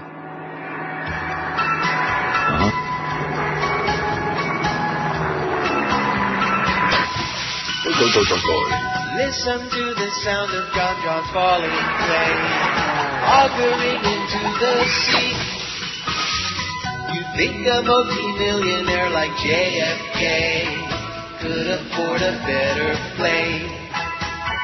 If JFK had more time flying, he would have known a Viper Cub's a cheap and crappy plane that blows. A gun aimed at my head's about the only way I would go. Now Ted's the only one that's left alive today from what they call the Kennedy curse. If Dorothy Kilgallen was alive, she'd say, cheer up, it's only gonna get worse. Listen to the sound of John falling play. Sputter, splatter, sputter, splatter. Oh, hey, hey, listen to the sound of John falling play. Sputter, splatter, sputter, splatter. If you look up in the dictionary, somebody who was much ado about nothing, John will be there. JFK Jr., man. His picture will be there. Big puss. I still think he was Aristotle Onassis' son, not JFK. But nevertheless, well, she was screwing around everybody because she was a high-priced hoe, Jackie. No. What? Never, not her. What do you know about Jackie Kennedy? You would know her if she walked into the room right now. If they brought her dead body, if her corpse was laid right there on the counter instead of your lunch. Kennedy Onassis? How's the lunch coming, by the way? We were just told it should be here soon. It's on its way. All right. Excellent. Don't forget, we got like 28 minutes to go till noon, which means top of the hour we do our Neil deal. Let's see if we do well. We got 100 of them to sell. They're 50s for $25. Now, you think we're going to sell out? Yes. Yes. Why do I ask those questions? Because we could have like 98 left at 2 minutes to 2, and Chris will say, don't worry, they're all going to go. Don't worry, just... That's right. Gratuitous crap. That's because Chris is the executive director of the Neil Rogers Show. Correct. I make the big decisions. George ain't too happy about it. Yeah, he makes the big decisions which hand to eat with and which hand to wipe with. Hopefully not at the same time. No. I could make a confession to you about a candy bar that I ate. Let's hear it. I was in a big hurry. I forget what day it was. I was in a big hurry. I had to meet Paco down in the lobby we were going to dinner or something, and I had the candy bar that I had just unwrapped. Well, I shouldn't have been eating a candy bar, especially right before dinner, right? Was it an air bar? No, it was not an Aero bar. Oh, my God. I said a candy bar, not that. A real one. And anyway, and I don't want to go into the whole thing, but I finished eating it sitting on the throne. That's disgusting, isn't it? Yeah, that's pretty gross. Yeah. In other words, you've never done anything like that? Coming from a guy who would bag up his dirty drawers and bring them to a dry cleaning place, that's pretty gross. I can never eat on the throne, no. No. But you could take a bunch of soiled pantaloonies and hand them to the dry cleaning lady and say, Absolutely. oh, here, can you have these for me tomorrow, nice and sparkling, clean and new? Absolutely. Bitch. Jaguars cornerback Brian Williams hasn't yet made headlines on the football field, but he had made news off the field, accused of making some offensive comments to a police officer, and that he was arrested on suspicion of DUI. According to Jacksonville police, Williams went on a racist, profanity-laced rant. The September 2006 night, he was charged with DUI. Channel 4 in Jacksonville has obtained court documents dealing with what an officer says Williams said to him that night. The officer involved wrote in his notes that Williams called him a honky mother effer.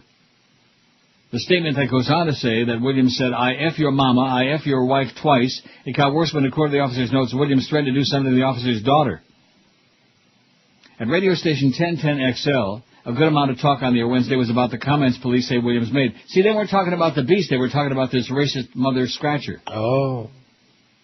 There's something you can tell us, since you're the executive director. Tell them about whatever. Talk about something meaningful like that. You got it. If you read what I just read, it's more than making a mistake. There's some hate words in there, said former Jaguar Tom McManus, or is that McAnus? In 2006, Williams pleaded guilty to DUI and apologized for his actions. However, Williams recently changed his mind and withdrew his plea. That decision allowed the notes of the arresting officer, who at the time said he didn't know Williams had recently signed a multi-million-dollar deal to play for the Jaguars, to be made public. The officer said Williams told him, you think I'm a drug-dealing effer looking for a gun? Mother effer, excuse me. The report goes on to say that when Williams realized his car was going to be towed and police asked if he wanted his date to drive it home, he yelled, I'm not letting that bitch take my car. It just says expletive, but I'm sure that's what he said, right? The word was hoe. Was it? Yeah, I'm reading it on a football website right now. Really? Yes. I'm not letting that hoe take my car. I thought it was bitch. Williams said, I ain't letting that his hoe car costs more than the officer will ever make. Channel 4 tried to get comments from Williams' attorney in the Jaguars regarding the comments allegedly made by Williams, but none would comment. However, at the radio station, they said, this is something Jaguars owner Wayne Weaver needs to address. If they haven't seen this yet, when they do, Brian Williams has some major explaining to do, said sports radio host Rick Ballou. I wonder if he's kin to Cat Stevens. Other groups like the NAACP said if what the officer says is true, then Williams went too far. No kidding. The president of the local chapter of the NAACP, Isaiah Rumlin, said the incident shows what police face every day from all kinds of people. We can't tolerate this type of hatred and racial type language in this community. It just divides. It's all it does, Rumlin said. Since Williams' arrest in 2006, 8 other Jaguar players have had their own run-ins with the law. Those Jaguars, man, they got some real tourists up there in Jacksonville. Of course, if you lived up there, you'd have tourists, too.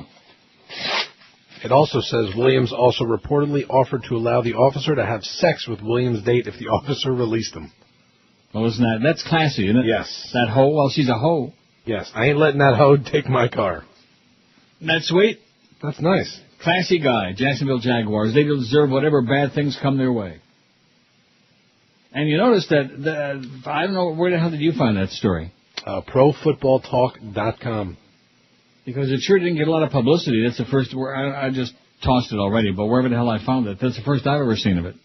Now, if a white football player would have made a bunch of racist, anti-black comments, you can be damn sure it would have gotten, like, gigantic. It would have been all over the place. They'd be on it 24/7 on CNN, ESPN News. They'd be all over it, like Stink on Greg. Like Stink on Joyce. Am I right? Yes. Yes. We have this double standard, man, and then when black people do racist stuff, that's one thing. But when white people do it, well, bada-beep, bada-boop, bada-bop, you can't do that. You're a racist honky son of a, like that, mother scratcher. If it doesn't pay to be cheap when it comes to toilet paper, $2.44. Prostitutes, hoes, $109. Employees, $98. Steaks, $94. Shoes, $83. Mechanics, $37. Scotch, $34. Cars, $32. And ketchup, $29. I'm only going to keep going down as far as ketchup, because there's too many things on the list. Agents and lawyers, $5. Ask me if I've had an email response from Norma yet today. Have you? Don't ask. 879 vote, which means by noon we'll have 900. Ordinarily we go for 800 by the top of the hour, and then we can switch to that really nifty poll about which of these, movies did you never see, and which one like that. So Zach liked that movie. Yes, Scent of a Woman. It was okay. I didn't particularly love it, but it was a good movie. Oh man! You know what is a good movie? What's that? Crash. Saw it last night. And you know who's in that? Or your boyfriend Ryan Phillippe. He gives his gayest look in that movie, Ryan Phillippe, yeah. He looks pretty good to me in that movie. Of course, he always looks good. He was also in 54 a while ago, when he was younger and hunger. That was a good movie. Yeah, it was an excellent movie. There's a lot of flesh in there for everybody, baby. There was something in there for all. And, of course, the movie that really just knocks everybody's socks off, Covenant with Stephen Strait. Nobody ever heard of it. Nobody ever saw it. Nope. No, you wouldn't want to see it. I know. You told me. A lot of guys in the locker room, man. A lot of naked guys. A lot of guys just snapping a towel at their ass, stuff like that. No, thank you. Rectum. That kind of stuff that goes on with real men in the locker room, with real macho men. Were you watching on the Oxygen channel or something? On the what? Oxygen channel. Isn't that Oprah's network? I don't know. It's one of those women networks.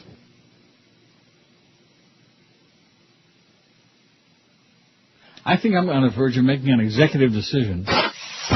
Biggest names. The best talent. This is Neil Rogers. Sports Radio 560 QAM. The sports leader. Whoa, I'll be good. Told Hillary I would now.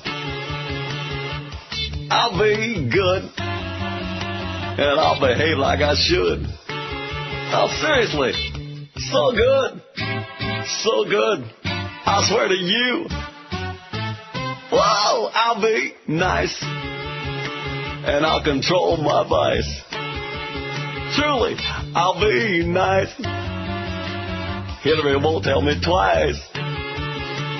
Hey, so nice. So nice. I swear to you. Whoa, Daddy. They won't let me play my horn. They say I'm too horny as it is. I know sometimes in my life I've done some things that were wrong. But when I campaign for my wife, I promise I won't do any harm, and I'll be good. Told Hillary I would. I'll be good. At least I think that I could. So good. It's so good. I swear to you. But of course my fingers are crossed.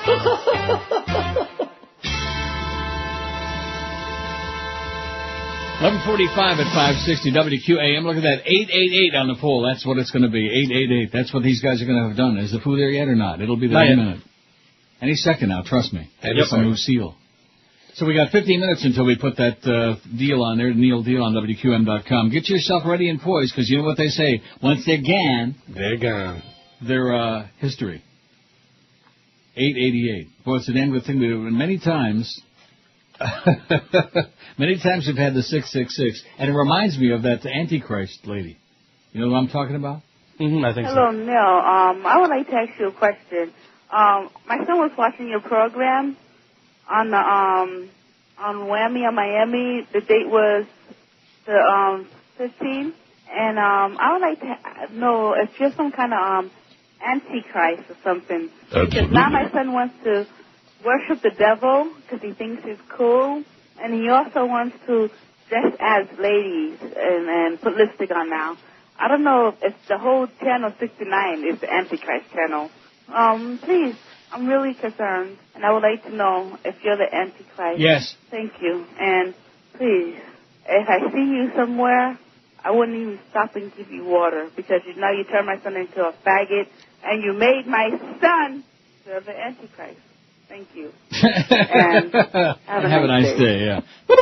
You bastard, you bitch, you piece of crap, and have a nice day. That was interesting. You never heard that before? I never have, no. Oh, we've got some great voicemails. Let's see, one of my favorites is that, was it the Disgusted guy? I really hope you use this on the air. I've been listening to QAM now for maybe 20 years at least, and I've been living here for 40 years. I've never heard anything as disgusting as this Neil Rogers program. I've heard him before. It's pornographic. The thought of my granddaughter or one of my kids listening to it is bizarre. I can tell you frankly, I am done listening to your station. This is the most gross thing I have ever heard, and as far as I'm concerned, you're off my book. Good. Bye. Okay, I'm still here. That was years ago, all of these voicemails, years and years ago. And I'm still here, and probably some of them are pushing up daisies. Maybe the Antichrist lady is pushing it, huh? The one I like is the guy where you can clearly tell he's clearly reading it and everything. So. Oh, the rectum guy. Yeah. Oh, yeah, we can play that again. Neil Rogers, I think, is the perfect example of queer. What is his purpose for his new show, or his ugly show? He uses that word rectum every 5 minutes. Rectum? That's where his brain is. He's never going to get past the South Florida audience, because the town and the people that he's always complaining about are the only fools that would give him any time of day. Eventually his ratings will drop so low, he'll have to readjust his rectum. Click. Yeah, he was reading it. He wrote it ahead of time. And have a nice day. And yeah, and don't forget, have a nice day, and we hope you have a real pretty rectum. And it smells good too. At least they're nice when they leave the voicemail at the end. It's like, okay, thank you very much. Have a nice day. Well, they're not always nice. Sometimes they're a little bit on the crazy side, like.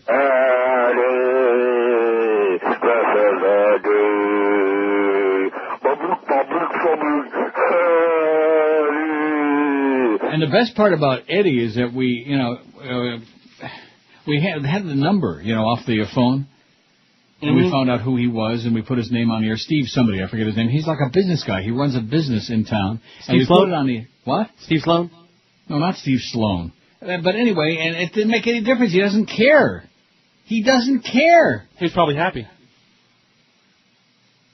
I mean, some people, that's why the anonymity of the phone makes people very brave. Wow, you're this and you're that, or the fax machine, either one. You notice how many of the faxes we get have no name on them? Of course. Remember that song by America, Fax with No Name?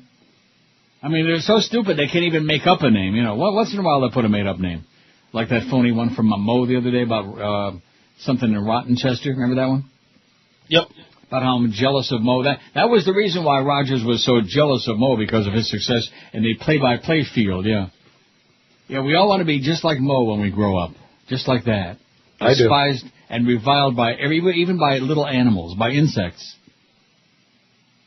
Even mosquitoes won't bite Mo because they get anywhere near him. Oh, fat! And they run away. They fly away. The Mo Man. F you and F the ground that you walk on. And you better not this and oh, boy. I miss him.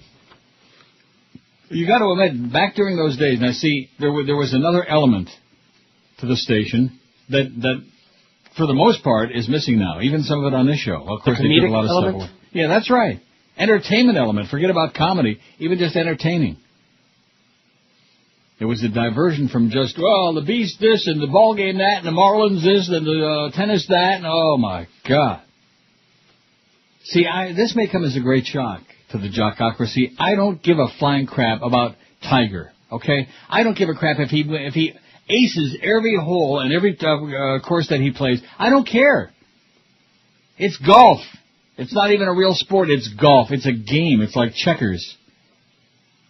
It's like checkers and chess, only it requires a slightly greater amount of physical exertion and certainly less mental acuity. King me. Yeah. Sounds like somebody already did since you're the executive producer. Come on. Yeah. They knighted him. Somebody queened me. 900 on the poll, 900 even. Boy, I'm telling you, we're doing very well on that. Now, tomorrow morning, I don't know what to think. I don't know. We're dropping off a huge November. I know this is going to be December, January, and February. We're going to do fine. January was squatsky, man. It was bad. So we sure hope that all our people out there come through for us. The ones with those Arbitron diaries, all 5 of you. Because if you don't, man, and if Norma don't hurry up and get that damn deal done, this guy, it's just amazing to me. There are some people that have no sense of urgency with anything. All they do is dawdle along. And, well, I talked to Jolly Joe, and I did this, and I stuck my finger up my ass, and and no matter what you say to him, you might as well talk to the wall, because it's like, I should have saved the ashes for my dogs when I had them cremated. Somebody said that to me the other day. I can't believe you didn't save the ashes. I'm trying to remember who said that. They were serious? They were serious. Why? Why would you keep the ashes? Because at least then I'd have them like in a canister and I could talk to them. Oh. You know what I mean? Sure. And I wouldn't expect a response and I wouldn't get one, but at least when you're talking to a dead person or animal or something, you know you're not going to get a response. When you're talking to somebody who claims to be alive, you expect something, I gotcha. Jesus, life's got to be more than just going to fantasy baseball and trading baseball cards and cruising around picking up runaways. It's got to be something more to life than that. Really? I don't know. I don't know if you're right on that one. Barack Obama raised $40 million last month, his campaign announced today. The average contribution, it said, was $96. More than 442,000 people donated to the campaign last month. Nearly half of them were first-time contributors. Man, he is on a roll. He's smoking it. Senator Obama has always said that this campaign would rise or fall on the willingness of the American people to become partners in an effort to change our politics and start a new chapter in history. Campaign manager David Plouffe said in an email statement, today we're seeing the American people's extraordinary desire to change Washington as tens of thousands of new contributors joined and more than 1 million Americans have already taken ownership of the campaign for change. Obama's opponent, Swillery, has not yet released her March fundraising numbers, but her campaign says it doesn't expect to match that at all, and she can't pay her bills, man. Pay your bills, you silly-ass twit. God. Hey, you want to see her twits? Oh, that was bad. No, I know. Twits, I said. See, you guys always thinking dirty. I thought you meant pits, like her armpits. Oh, my God, I can smell those all the way over here. 901 on the poll, and I think I'm going to change it now. No? No, you can wait a little longer. No, I can't. It's 902 now. Well, like I said, I'm changing it. I don't like it. And the one for tomorrow I like even less. Sorry, Sean, don't take it personal. I appreciate your efforts very, very much, especially when you went to Gulfstream and scared away. He scared them off. He scared away Shamba and his buddy. Prozac, those two lunatics. What's the worst performance to still win an Oscar? And the answer easily is Al Pacino instead of a woman. No way. In spite of what you say. Way. on. Horrible flick. Even with Chris O'Donnell, who I thought wasn't too bad. Although he's not bad looking, but he's kind of boring. You know what I mean? He's got no personality. He was Robin, wasn't he, in the Batman and Robin series? Yeah, he was wearing those tights.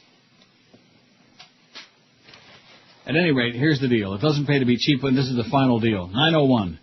Toilet paper, $2.52. Prostitutes, $1.10. Employees, $98. Steaks, $98. And after that, who cares?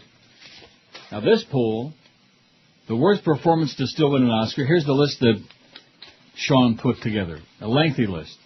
Judy Holliday in Born Yesterday. Liz Taylor, Who's Afraid of Virginia Woolf.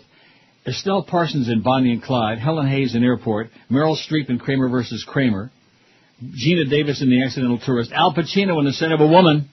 Nicolas Cage, Leaving Las Vegas. Cuba Gooding Jr. in Jerry Maguire. Gwyneth Paltrow, Shakespeare in Love. Dustin Hoffman, Kramer vs. Kramer. Robert De Niro in Raging Bull. Tom Hanks in Forrest Gump. Susan Sarandon in Dead Man Walking. And Kevin Spacey in American Beauty. And there's a lot of people on there that I like a lot. You know, a lot of good actors and actresses, but just really bad movies or bad performances.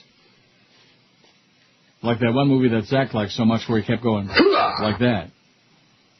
The performance when he showed up for Thanksgiving at the dinner table, that was especially horrendous. That whole scene. You know what I'm talking about? Yes. Where he just showed up uninvited? Yes. And they kept thinking, boy, why does he keep saying hooah like that? 11:56, we're on the verge of getting with our Lucille deal, and I bet your food is almost there. I can smell it. Can you smell it? No, that's Chris. Oh, no. This is Mark Morgan. It's the 12 to 1 hour on QAM. Today on Dr. Phil. Let's do it. I'm glad you're here. Great to be here. What happened? I remember landing under sniper fire. What? There was no greeting ceremony. What? And we basically were told to run to our cars. Now, that is what happened. Are you kidding me? Well, one thing you know about me is that I've been taking that incoming fire for 16 years. She is crazy and ridiculous. Yeah. And some other things that I'm not going to mention. You need serious help. There isn't any doubt. But I'm a little busy right now. I hardly have time to sleep. Are you drunk? Yes. We need a good shot. You have an alcohol problem. What in the world is going on? Sniper fire. Wow. What was that last sound there? It sounded like a raspberry for Dr. Phil, wasn't it? Yes. No, sniper fire. What are you talking about? Oh, okay. 12:01. Sometimes when you least expect it, it comes from the most amazing sources. Rectum. Yeah, like that. So the food's here. The food is there. That's part of the good news. And even better news is that Al Pacino instead of woman is taking the early lead on our new poll. Oh, that's because you're biased. Oh, so I have a question. Is this just for, like, leading, or is it supporting also? The question is, what was the worst performance to still win an Oscar? So supporting actors and actresses would work, right? Of course. Because I have a friend who suggested Marissa Tomei and My Cousin Vinny. Get it on there. The two Utes? You can't vote against her. Never saw it. Really? No. That was a pretty good movie. Wait a minute. Can that be possible? How many did we start with? We had 100 of these? Yeah, I believe so. There's 39 left. Holy. I guess they know how good this place is. Now that's shocking. How can that be? There's 61 sold in like 2 minutes? Oh, yeah. We've done it before. Lucille's American Cafe, go to WQM.com. We got 39, although it's stuck there. Maybe we started with 39, I don't know. Yeah, we maybe definitely start with 100? Yeah. What? We start with 100. That is shocking. So the food is there. What do you guys got? I've got a grilled chicken Caesar salad. Mm-hmm. Looks We like have, there's a little thing of meatloaf too here. Yeah, looks like there's like a thing of a meatloaf. Oh, I love meatloaf. We have pulled pork. I beg your pardon? You heard me. Pulled pork. Yeah. With I've had barbecue that. pulled pork with mashed potatoes. Uh-huh. Sure, yeah. We've got I forget what the name of it now. Hold on. Duff took the menu. Duff took the menu. She's there, huh? Yep, he's the one that delivered it. So we have a chicken with cheese, some bacon. I think it's got a little bit of barbecue sauce on it. Diced tomatoes. Just wow.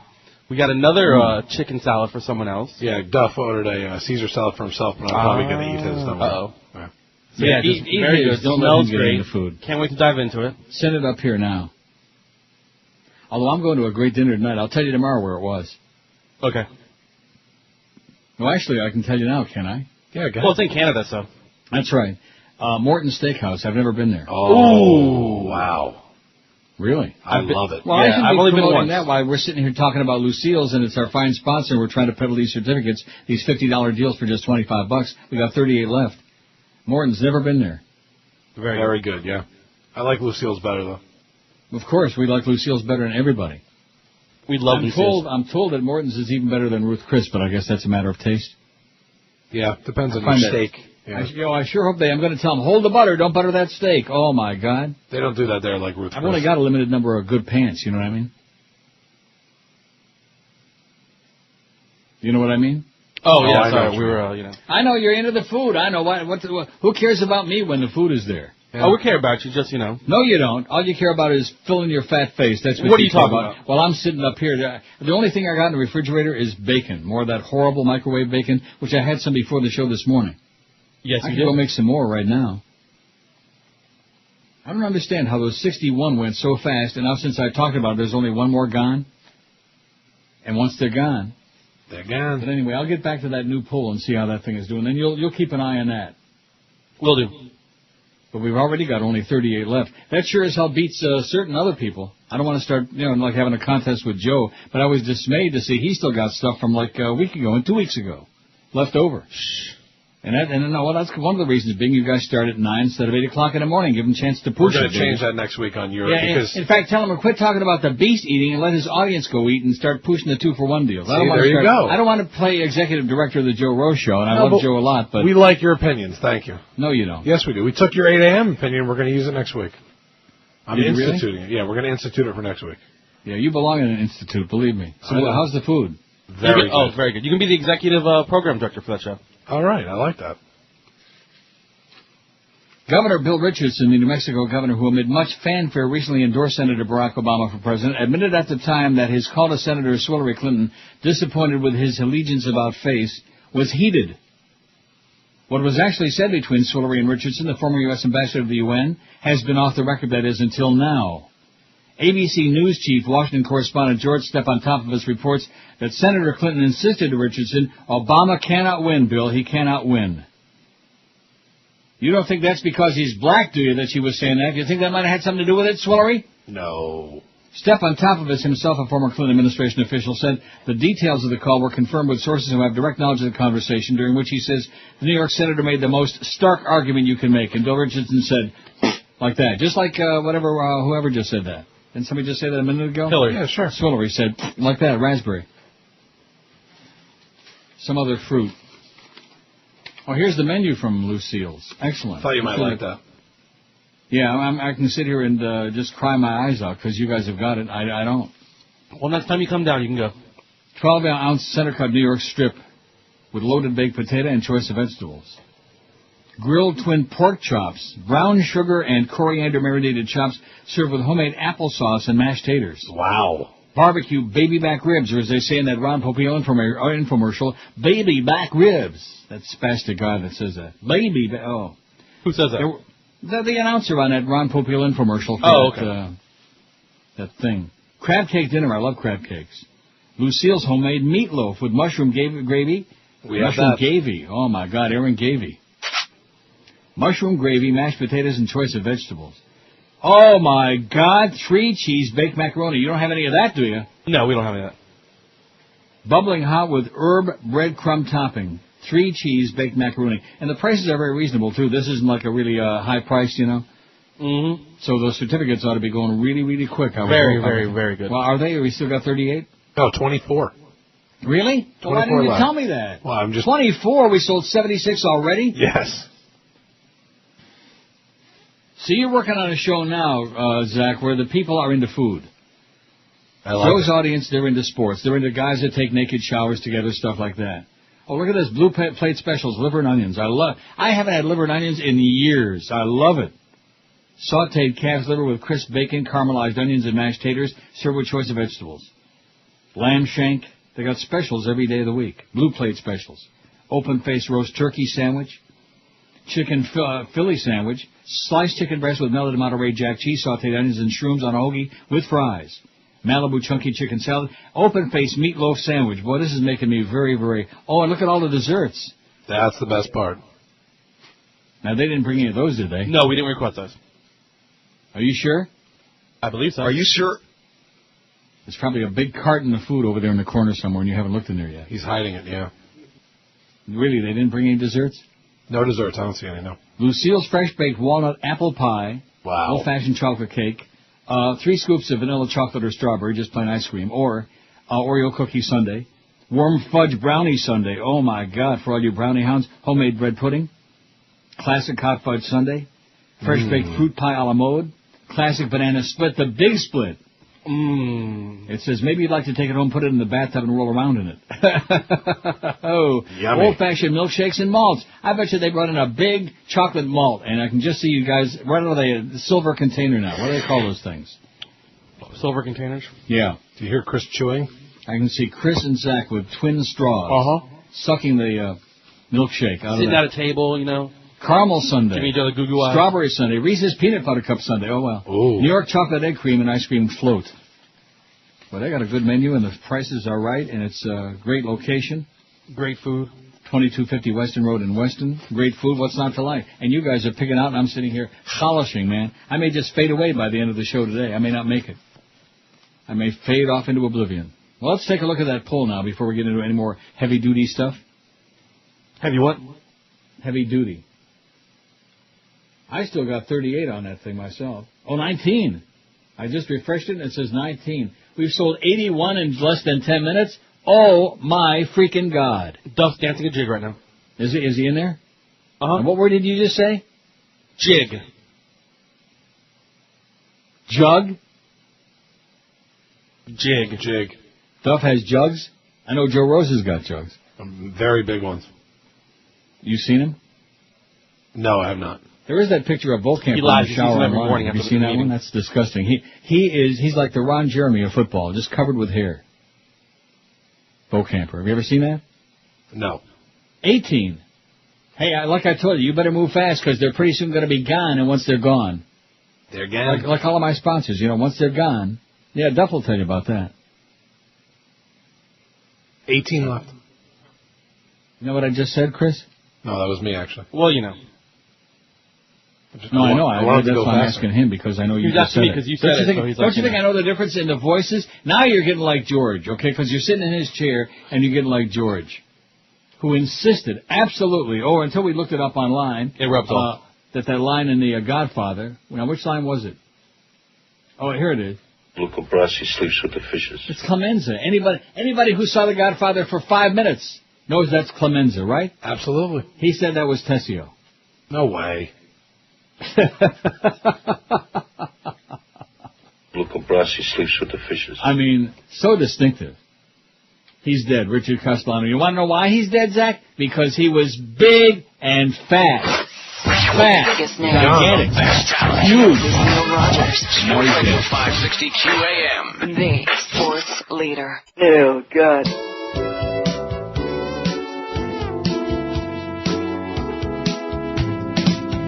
Davidson, they play Wisconsin. Washington, North Carolina.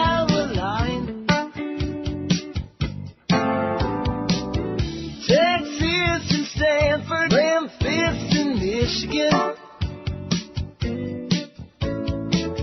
West Virginia, Xavier. UCLA's Kentucky Fried. Sweet 16. April.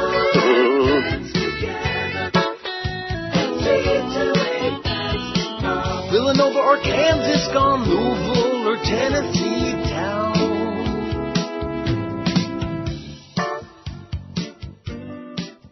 Club 17 at 560 WQAM. Boy, this thing is a little bit slow back here. Here it is. What's the worst performance to still win an Oscar? That's our new poll. 56 votes, as in Q56. How do you like that? Mm-hmm. Nice. Now, what are you eating now? Same thing. He's got the pulled pork, and I'm about to dig into the grilled chicken Caesar at any moment. Now, I hate to admit this, but if I happen to have been there to do the show down there, and I had the chance to order them to bring the food in, I would have gotten that baked macaroni and the big banana split. Really? And you'd all been running around saying, "Oh, you're going to die," like George always says. "You're going to die." Yeah, it was. So are we all. You know, someday you're all going to say, I'm dying over here. like that. But that's what I would have gotten. I wouldn't have put on this act like you guys are doing. But anyway, it's great. What huh? act? Pretending that you don't want that stuff. Oh, I want it. I can't have it. Yeah. That's the difference. You asked me what I want to order or what I can order. Those are the two questions. Ever see Ryan Phillip pee? No. No. I'd like to. I'm just looking at this thing and seeing how we're doing. 5? We're down to 5. We sold 95 of them, and it's only 12.18. I got 3. Holy moly, Rat Man! Oh my God. Holy! We're down to 3. Yeah. What? I'm down to 3 here. You're down to 3? Yeah, 3 left. Yeah. Well, you better hurry now, you folks that are like going nuts over listening to this great food that the guys are eating, because once they're gone, you know how that goes, how that went. So there's only 3 left, so we don't even have to get all excited about it or work very hard, not even work up a sweat. No. That's great. Excellent job, Neil, okay? Too bad the sales department isn't paying any attention because they don't, well, this is not a sports show, you know. We can't be bothered with that. Too bad you don't get to sit in on those sales meetings since you're in the promotion meeting. I will go. I'd like you're a better... What? I can go and sit in there if you want me to. Yeah, sit in the sales meeting, give us a spy report, see how many times my name comes up in there, as in, none. That's because we got that Yahoo sales manager. He's got all these awards, though. He's the sales manager of the year in the building and, you know, in that room. But they sure as hell don't want no... That's okay. It's only the 3rd of April, man. We got 9 months left this year. A lot of spots they're going to be paying somebody for that aren't going to get on the air. It's all right. It's a good deal.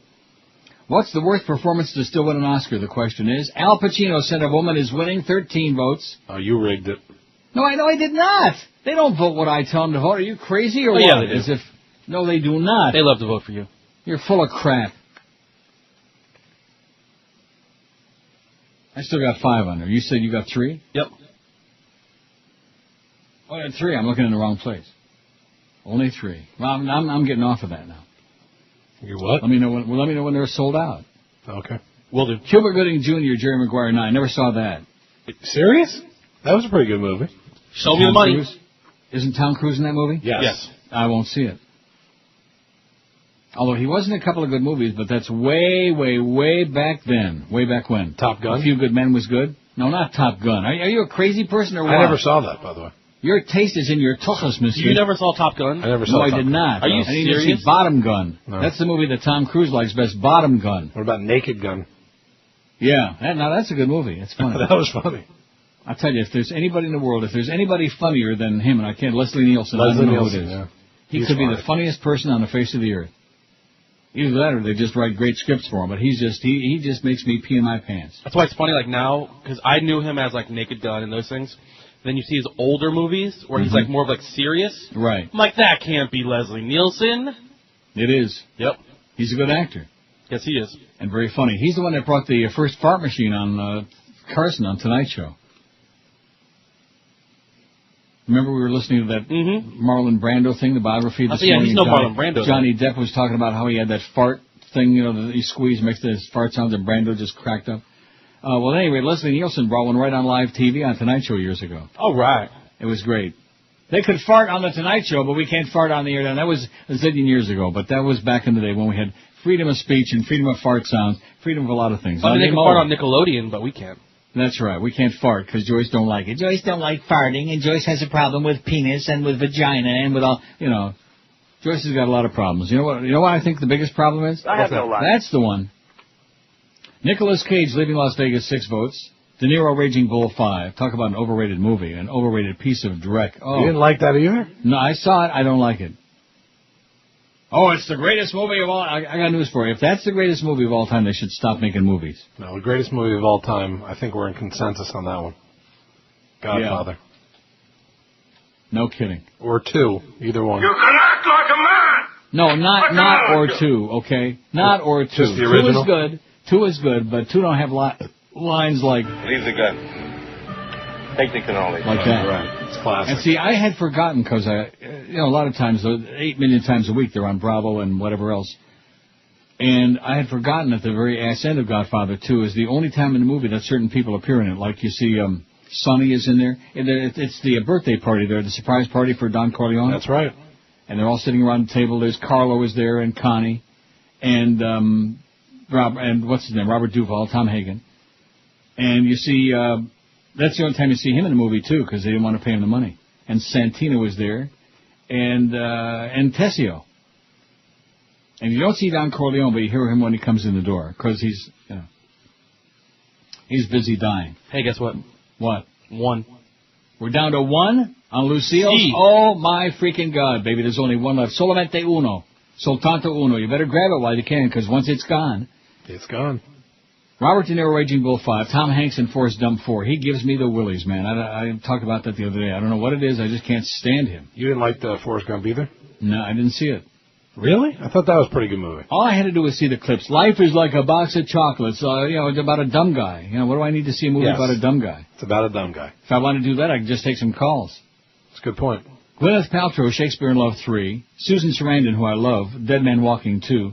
Gina Davis, The Accidental Tourist, 2. Helen Hayes, Airport, 2. Estelle Parsons, Bonnie and Clyde, 2. Liz Taylor, Who's Afraid of Virginia Woolf, 2. Now, there is a really sick movie. Remember a few weeks ago I saw that and talked about it? Yes. Richard Burton and Liz Taylor didn't have to act at all. It was just drunks, just a couple of drunks brawling and screaming and bitching and carrying on and talking about this son that never really existed in the first place. And this young couple sitting there like, oh, gee, what did we get ourselves into? But they didn't want to leave, That's what I don't understand. If you were invited to somebody's house who were practically strangers and they were like brawling and drunk and, you know what I mean? What do you mean? Would you stick around? No. Yeah, maybe. Well, if you have popcorn, maybe you can watch it, but... Judy Holliday, Born Yesterday, 2. Marissa Tomei, My Cousin Vinny, 1. Kevin Spacey, American Beauty, 1. Dustin Hoffman and Meryl Streep, both in Kramer versus Brad Kramer, 1 apiece. How many votes do you have total? 56. Oh, you need to refresh, brother. We got 75. Whoa! Well, I'm more interested in the Neil deal. Is it gone or is it not gone? Nope, still got 1 left. Let's go, people. We got 1 left. Well, it's only 12:25 for Christ's sakes. What do you want? Like there's some drama involved there? For your mama? I'm glad Zach's getting the chance. In fact, next time you have one of your post-show meetings, you ought to rub Joe's nose in this, okay? Oh, that old Neil, that old fag, he sells his stuff out, and well, we don't always. Sometimes it takes a while. But I think it's a real eye-opener. And you know why? Because we don't talk about the damn beast. We don't take our whole show talking about, what are we going to do to save the beast? I can't believe Zach coming on here and spending so much time ripping Joe today, can you? Who ripped Joe? You did. Come on. You're the executive director, producer, and mashkiach on that show, whatever that means. Aren't you? Yes. Well, this guy looks like Geldy. Turn on CNN right now. That's Geldy in about 20 years. Look at that. Geldy's on CNN. Of this thing. Oh, wow, yeah. Am I right? Let me turn the audio on. I told you, Geldy's on TV. Biggest names. The best talent. What do you know, Geldy? Neil Rogers. Sports Radio 560 QAM. The sports leader. I like the wee-wee. Finally got a call here. The number 1 rated Mohammed and David in the show. At least according to my aspirations. Stay away from me. I don't even know how you have children. Miramar, hello. Yes, I want your take on Jay Fiedler. Oh, well, Jay Fiedler is a great quarterback and a good Jew. I like Chip Fiedler. Well, not to mention he's got extraordinarily smooth buttocks. Oh, yeah! Yeah, but you gotta be careful what you say here. Okay, Doc. Thank you, Mo. No, wait a minute. Don't go. But I have nothing else to say. How about this? How's the weather down there in the Miramar? I'm right down the street from you. Oh, yeah. I have to go. Oh, wait. By the way, son. No, I have to go. Look, I tell you what. I'll hold you over the break. How's that, huh? I'll give you one of my old tank T-shirts. How's that? No, wait! That was the only caller we had. The veins on your nose is glowing again. Sold out.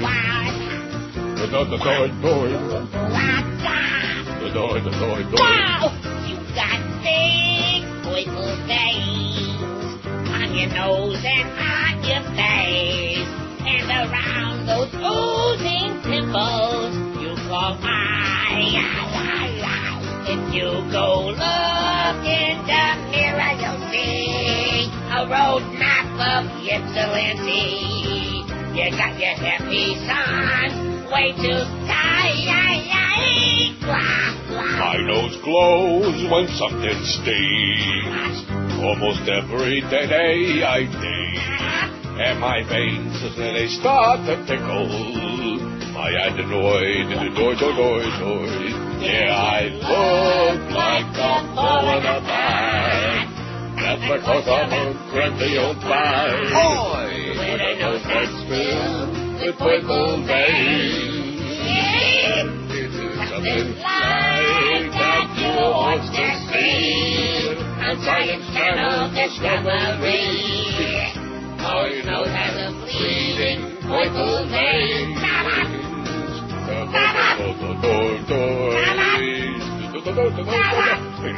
Try to unsing it. 12:32. That's Geldy. It was just on international TV on CNN. Boy, that's pretty famous. I know he's on the Panther games, but we don't hear him at all because Denise Potvin don't ever shut up. Just a motor mouth, dumb frog. Somebody says the Goodbye Girl, Richard Dreyfuss, for our poll. Okay. And you know something? I don't think I saw that movie, but I would buy that because anything with Richard Dreyfuss had to be really bad. Oh, but he was in Jaws. Yeah, okay, great. You know what else he was in that really creeped me? I think this was the movie that really turned me against him. Was what was the outer space? The movie? Of the Third Encounter. Close Encounters of the Close Third Encounters Kind. of the Worst Kind. Yeah. Close Encounters of the Worst Kind, like being in the elevator with Uncle Neil after he crapped his pants, like that. That would be a bad encounter. But anyway, he's just awful. Not if you would have bagged you it like up. him? Huh? You like him? Dreyfuss? Yeah. I don't have a problem with him. I have a big problem. I don't want to see him. I don't want to smell him. Oh, and he was also in Mr. Opus Penis, whatever that movie was. Yes, he was. Mr. Holland's Opus? Yeah. Now, we have none. Is that official? Is the official light up on the Yes, booth board? officially It is? 29 It's minutes. official, yeah! Oh! In a half hour or less, we sold all 100 certificates. 29 minutes. Put that in your peace pipe and smoke it, Zach. Okay. That was pretty good, don't you think? Oh, Air Trans-America, whatever that is, ATA shuts down. It's official. If you have any flights booked on ATA, good luck to you. And also that Hawaiian Air, Aloha. Did you see that the other day? Yeah, I saw what they said? Aloha. Bye-bye. Bye-bye. Yeah.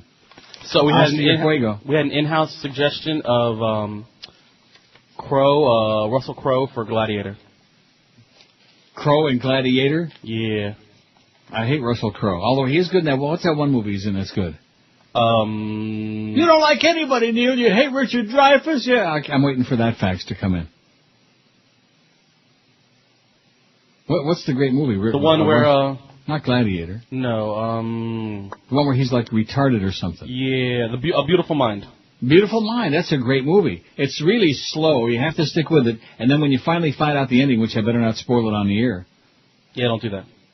No, I can't do that. I mean, nobody will watch it if I... It's one of those movies that a spoiler is to say anything about it.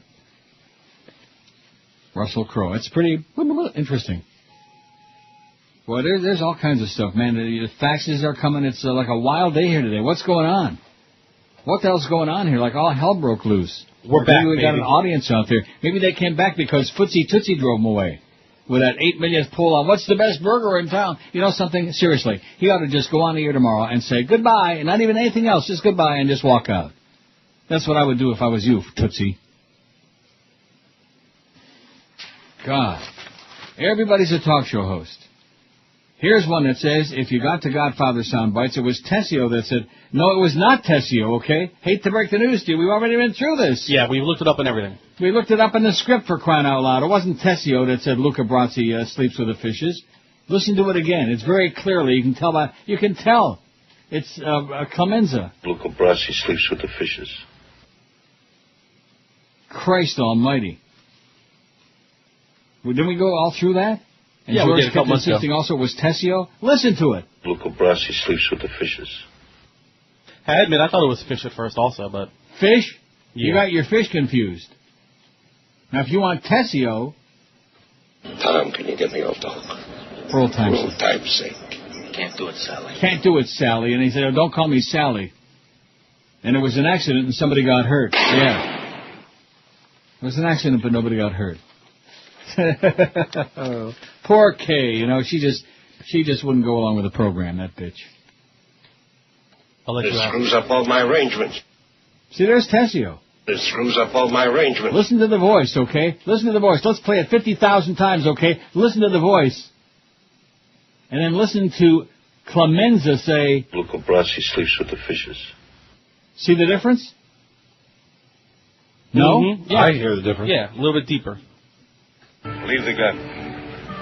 Take the cannoli. Now, if somebody were to say that was Tessio, they should be shot. Just like Paulie. Oh, Paulie won't see him no more. I bet you we got that line, too. How do you guys do that magic trick?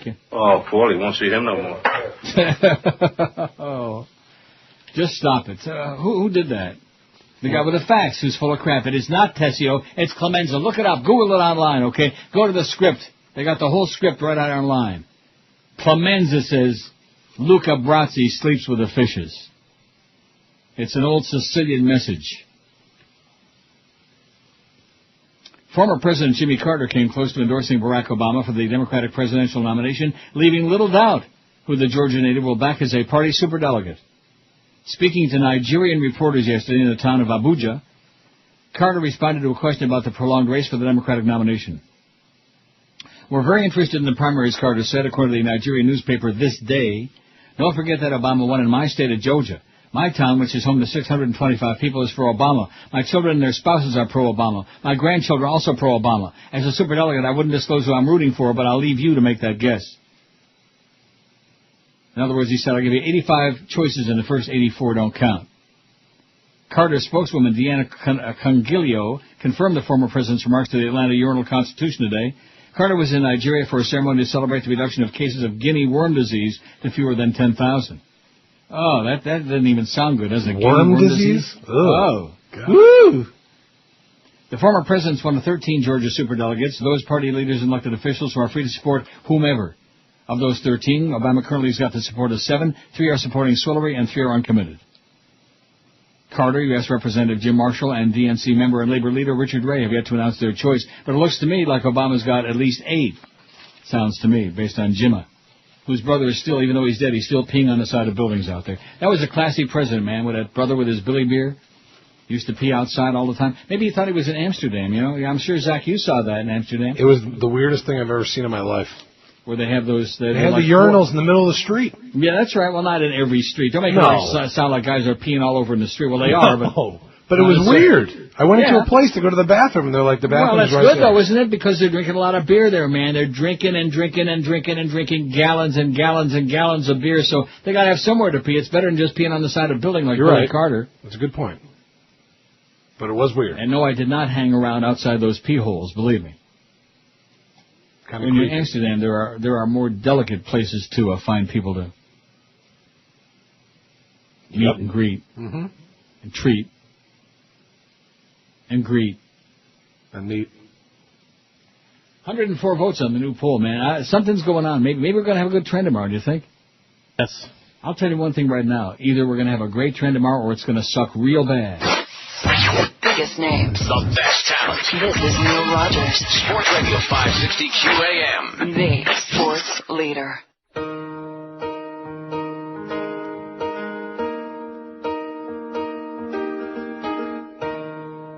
the moment we learned something new.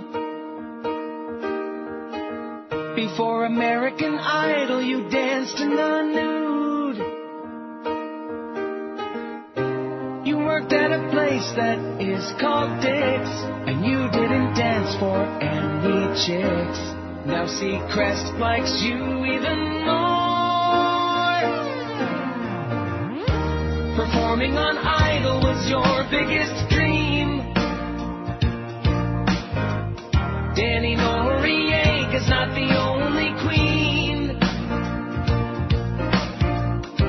You say that you did it just for cash, showed your junk and shook your ass. Will you get kicked right out the door? 'Cause you danced for some gays, you stripped yourself down, you sat up on laps and you wiggled around.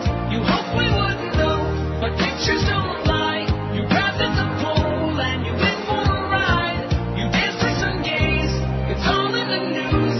You say you love music, but you also love dudes. You danced for some gays. You danced for some gays. Now, I got the script right here, but I can't find that part. I'm where Saluzzo says, yeah, I'll worry about Luca when after he lets Tom Hagen go. Remember that? Yeah, I'll look for it. Even Sonny won't be able to call off Luca Brasi. I'll worry about Luca. You take care of Sonny and the other two kids.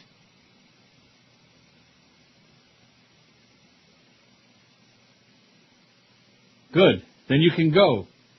I don't like violence. I'm a businessman, and blood is a big expense, says Saluzzo. Try the veal.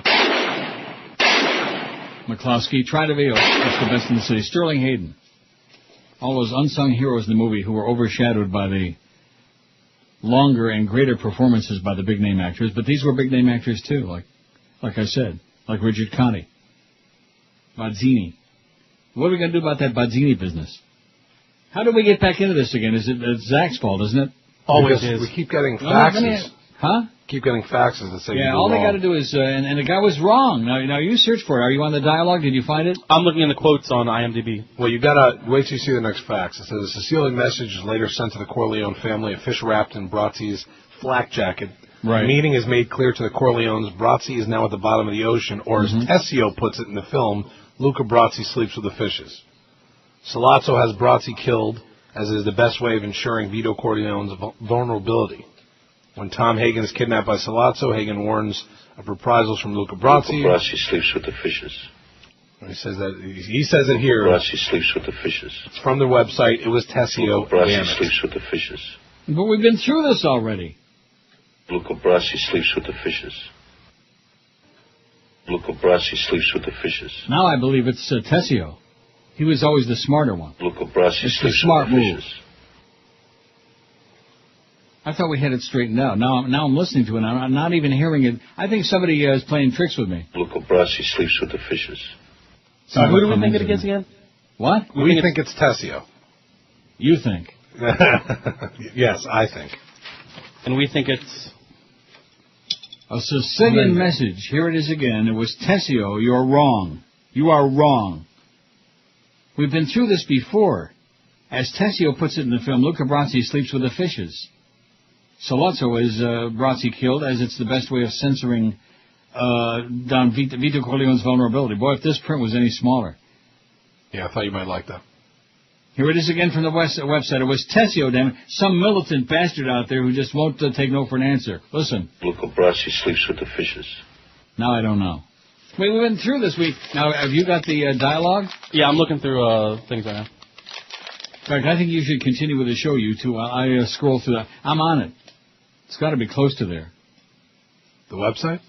Tessio brings in Luca Brazzi's bulletproof vest, delivered with a fish inside. Sonny, what the hell is this? Clemenza. It's a Sicilian message. It means Luca Brazzi sleeps with the fishes. Clemenza! Clemenza! Luca Brazzi sleeps with the fishes. Told you. All right!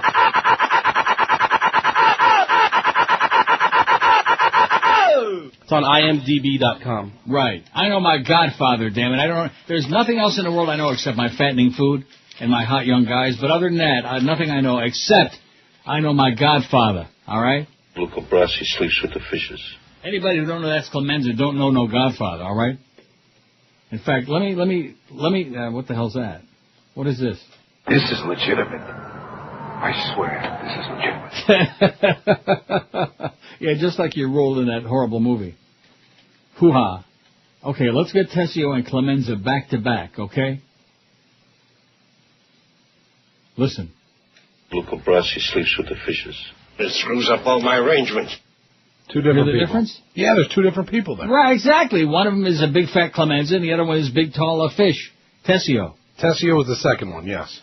Right. There's no way that Mike Tessio was only first. business. See, you're stepping on it. I always liked him. Tell Mike it was only business. I always liked him. See, he had more of a craggy voice. Whereas Clemenza, you could hear the fat in his voice. You know what I mean? Well, you should know something about that, both of you. Oh, yeah, I can You hear could it. hear the fat. Leave the gun. Take the cannoli. Like he could barely speak because he was so fat. He was choking on his own fat. Luca Brasi sleeps with the fishes. Do you know who I am? I'm Mo Green. I made my bones when you were going out with cheerleaders. Yeah. At any rate, here's another. Look at this, another long thing from Sean in Hollywood. Boy, Sean is just out of control, but that's okay. We love you, Sean. We need more people like you. Unlike Charlie B., who ran away with his thing between his legs. Dear Uncle Neil, at the risk of being chronic, I heard you lamenting the death of decent Poles and trying to whip one. Way to go at Woodbine yesterday. That makes me think of something. It says, yeah, I won $2,000 at Woodbine yesterday on the dollar machine, man. I was even Steven, and I got Wheel of Fortune 5 times. Purple 7, $2,000. And I went, all right. And all these other losers are looking, oh, he got it. Yeah. And then I saw Maurice later on. Maurice lost $7,000. It really is very sad. And again, I don't know anything about him. I don't know if he's like a multimillionaire. I don't know. I know he's a frog. I could say dumb frog, but that would be redundant. I think slots are second one to Keno as being the worst odds for the gamer. Craps has some of the best odds and definitely the most action. I'm not a particular degenerate, haven't been to a casino with table games in years, but when I do, the craps table is awesome and fun as hell. The bets can be as simple or complex as the player wants. In fact, the simple bets have the smallest house advantage. See, this to me smacks of like Sean, who doesn't know anything about gambling, which he says himself, is trying to tell me what I should play. I like the slots. Okay? I like the slots. I was in Montreal where the slots don't even pay. And they got all the table games. I played the slots and lost my ass, but that's what I enjoy. Do you know what I think you should do? What? Play the slots. That's what I'm going to do. I'm not going to let any... See, I don't even know how to put it. It's annoying.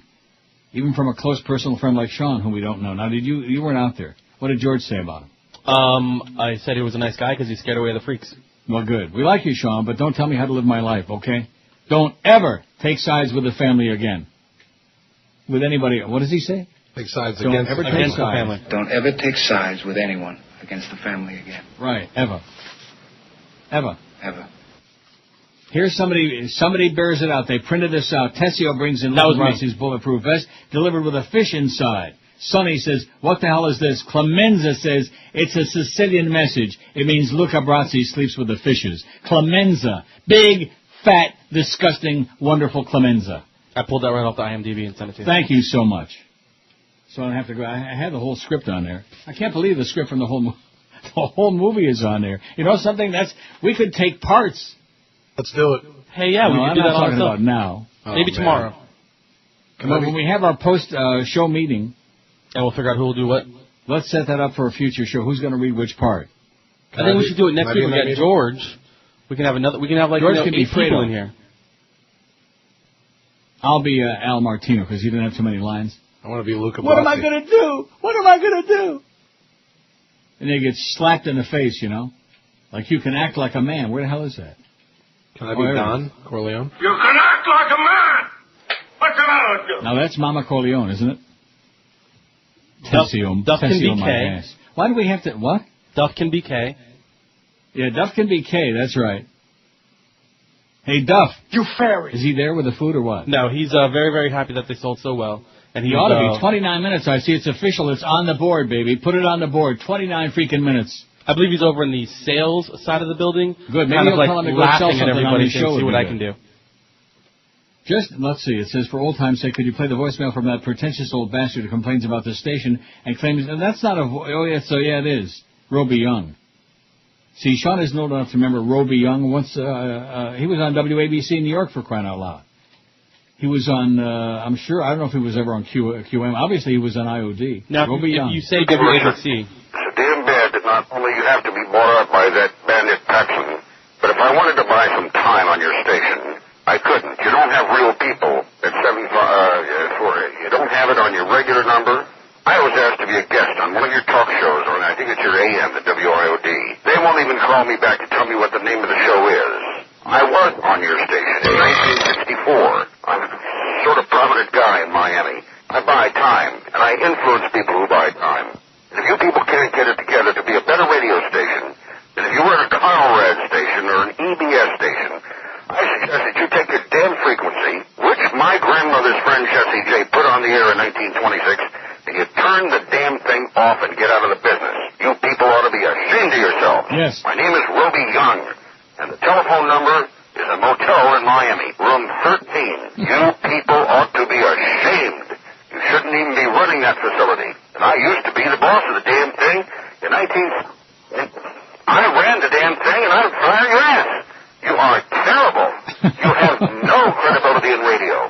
Now, damn it all to piss, before I get on the phone to Benson, you get on the phone to me, and you get me to take this bet, or I'm going to tell them a lot more. If the sale goes through. But it will, because you're doomed anyhow. Good luck to you. Yeah, good luck to you too, Roby. You're dead. Good luck to you. Sounds like just a crazy to show you how animal. infectious Neil Rogers show really is, says Sean, I once called a metal supplier of mine, asked for the usual salesman, a nice guy named Eddie Gomez. While on hold waiting for him, I was saying out loud to myself, Eddie, this is Eddie, complete with the ba-boom, ba-booms. As it turned out, I wasn't really on hold. The secretary just laid down the receiver in a very crowded office. Needless to say, my future purchases from them were done via fax. That's awesome. That's cute. Sean's got the disease, man. He's got Neil Rogers' disease. Here's the poll he sent. See if you like it.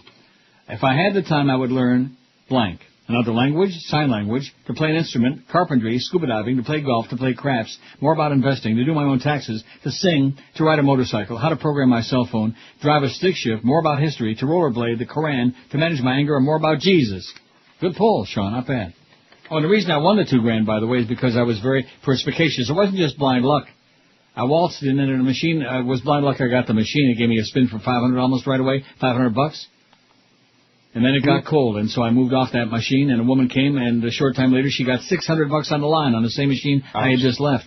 And I thought to myself, that's the jackpot machine, baby. That's the one that's paying. And so I got back on there, and within like 3-4 minutes, there's $2,000 on the line. How do you like that? Wow. Not just blind luck, Sean, but great perspicacity, and it was Clemenza. Clemenza! Biggest name. Get it right. The best talent. This is Neil Rogers. Sports Radio 560 QAM. The sports leader. Oh, this is Arnold. This is not a tumor. It's the 1 to 2 hour. It's new and it's at Burger King.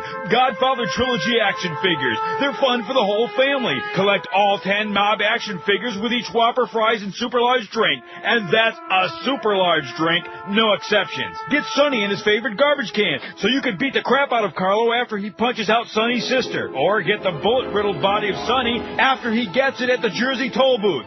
Wow, isn't that great? Impress all your friends with the Don himself. I'll make him an offer he can't refuse. So start organizing your neighborhood now and get the Godfather action figures. Remember, it's only business, and it's at Burger King. And you're taking it very personal. 102 at 560 WQAM.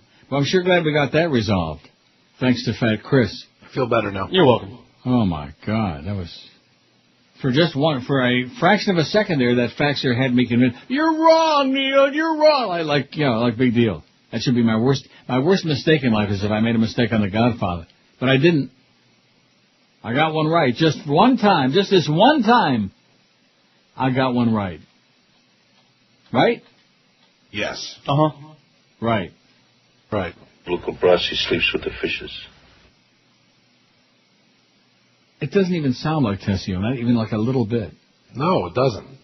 It sounds like... Luca Brasi sleeps with the fishes. Fat Clemenza. And that's another thing, whoever sent those... And I don't see any apology coming on the fax, by the way. I don't see any other fax coming from that guy who went out of his way twice to give me misinformation, okay? You can call me miss, but don't call me misinformation. Bastard. Luca Brasi sleeps with the fishes. Schmuck, Schmendrick, Schmigegi, Schmirl, Chaimakle. All of these things. Anyway, I guess you're not going to get the 360 back, huh, before Monday till George decides to bring it back? Yeah, probably not. Maybe he sold it. Maybe that's what he's doing this week. He's out there selling some equipment from the remote Gulfstream. Maybe he and Sean went around selling crap. See, now, I don't know, maybe I'm sensitive, which I don't think I am. I'm very thick-skinned. Yes. No foreskin, but thick-skinned. But where somebody says to me, I think slots are second only to Keno as being the worst odds for the gamer, I know the odds are not good. I enjoy it, okay? I like it. It's my hobby. It's my pastime. I love it. It's fun. It's an expensive hobby, grant you, I'll say that. And over the long haul, you're going to lose your ass at it, but maybe once in a while you get lucky. Who knows? Maybe one time you win a jackpot, like the lotto. Who knows? Life is full of risks, right? Like when you work at WQAM, it's full of risks. Every day when you come in, you never know. Exactly. They might say, oh, guess what? We've eliminated your position. You no longer work here, or something like that. On a spring day at a speedway in the South, John McCain posed with his wife Cindy and racing star Dale Earnhardt Jr., highlighting the couple's political and business interest in a single snapshot. McCain served as honorary starter of the NASCAR race that weekend in Charlotte. Earnhardt drove the Budweiser car, painted military camouflage, rather than its trademark red to honor the troops.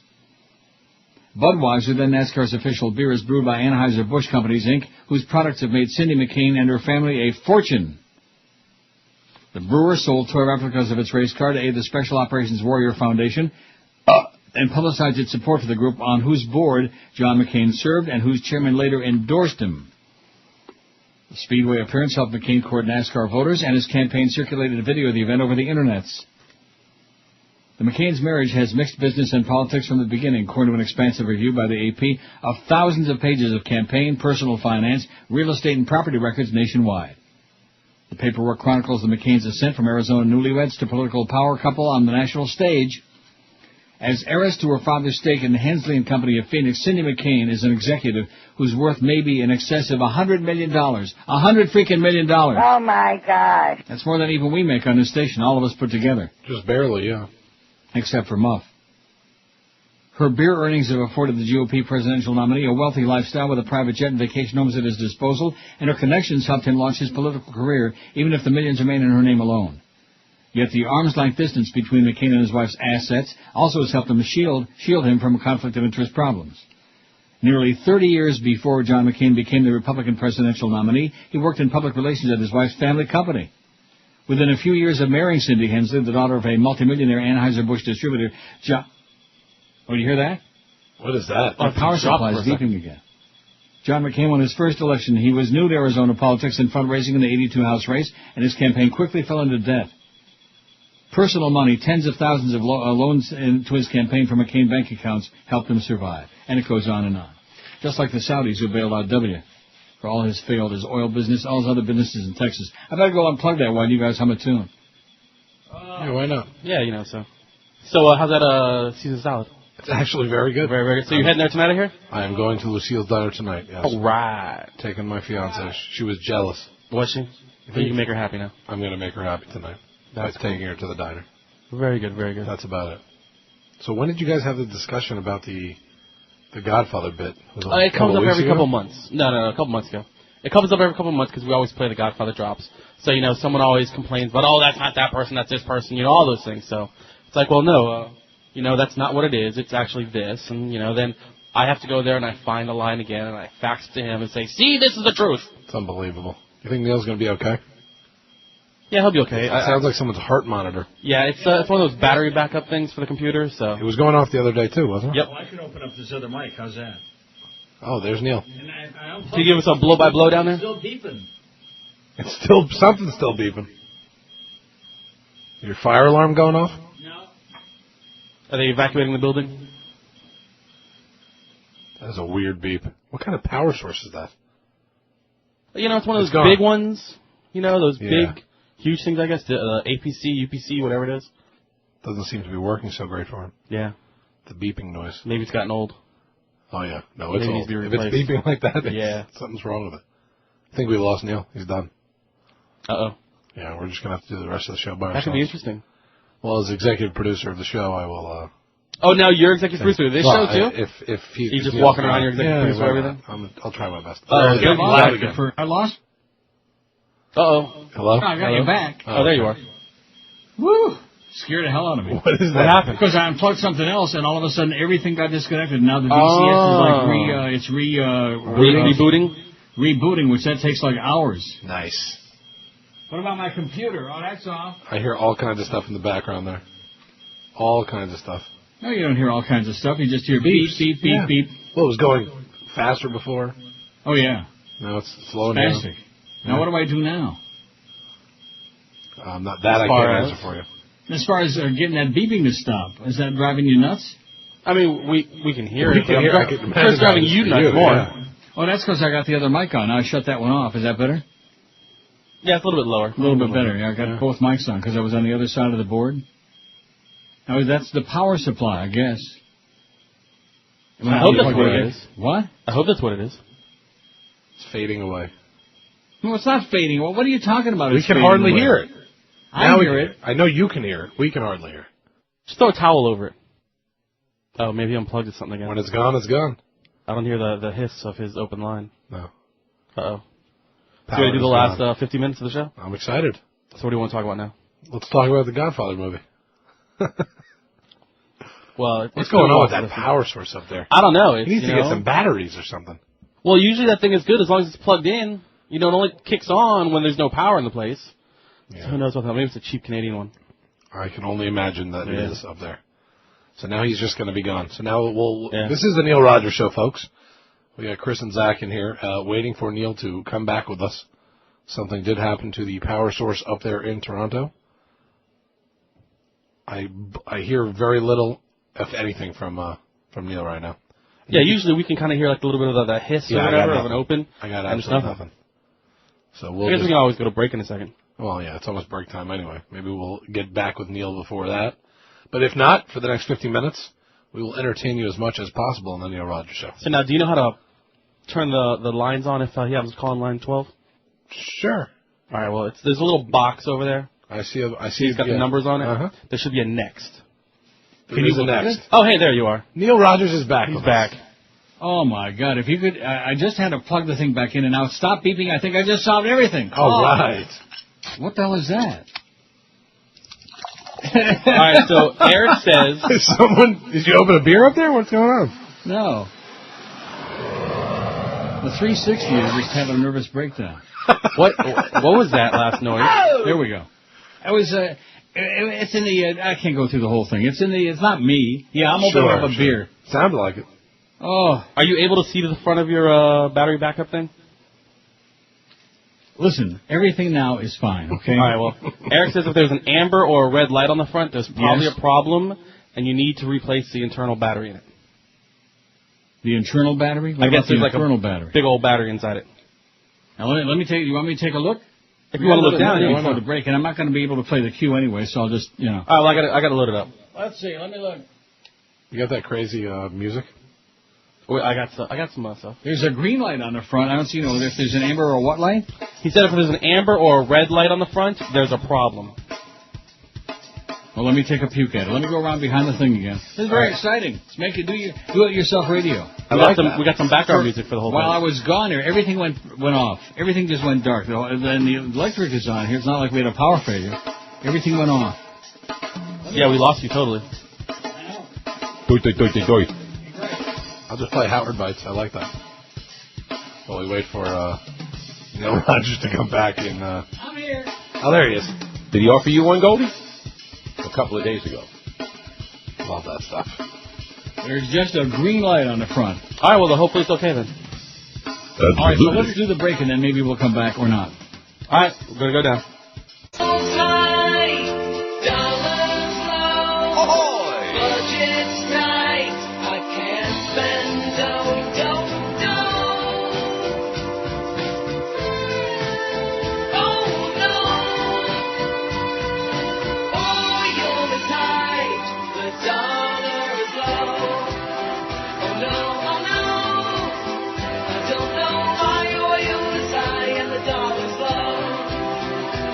Across, he sleeps with the fishes. Look across, he sleeps with the fishes. George Bush knows it's about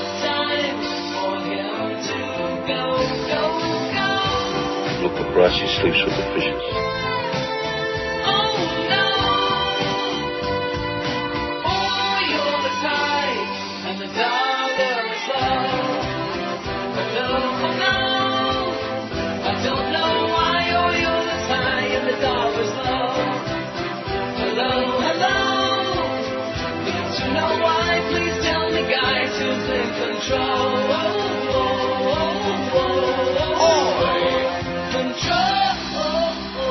Well, everything's back to normal, copacetic. So the power supply is evidently, I guess the battery pack inside is down. Yeah, Eric says he kind of had to replace a whole bunch of battery packs recently, and having the same problem as you're having now. So how do I do that?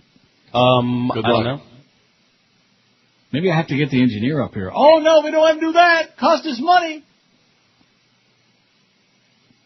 And I hear those, you can't hear those sounds, they're too, but they're like inside one of the computers on the floor. It's going like that, you know? Like what? Like that. Okay. Yeah, just like that. It's making like a clicking sound? It'll stop. This has happened before. I wonder if that's your fans or your hard drive, maybe. In fact, maybe it's the DCS on the floor. Wouldn't that be something? That would not be good. Yeah, but that thing doesn't really get a lot of wear and tear because it just, it's MS-DOS. What's DOS? MS-DOS, or whatever it is. I don't know. But it works, and you should have seen this 360, man. It looked like a pinball machine, speaking of machines. When the lights came back on? What? It sounded like you were drinking you opened up a beer. You want to hear that again? Yes. Okay.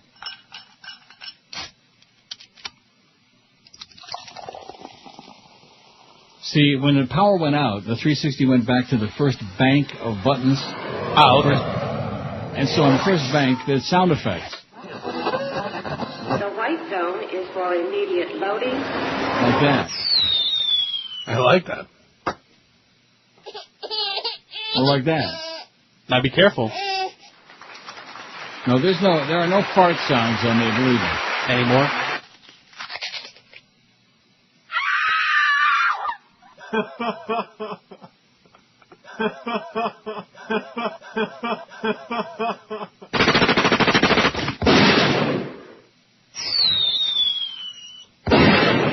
You having a party up there? Yeah.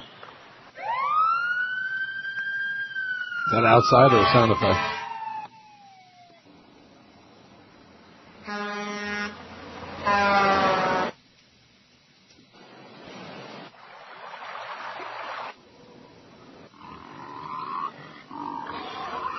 Oh, there's the beast. Oh, I'm sorry.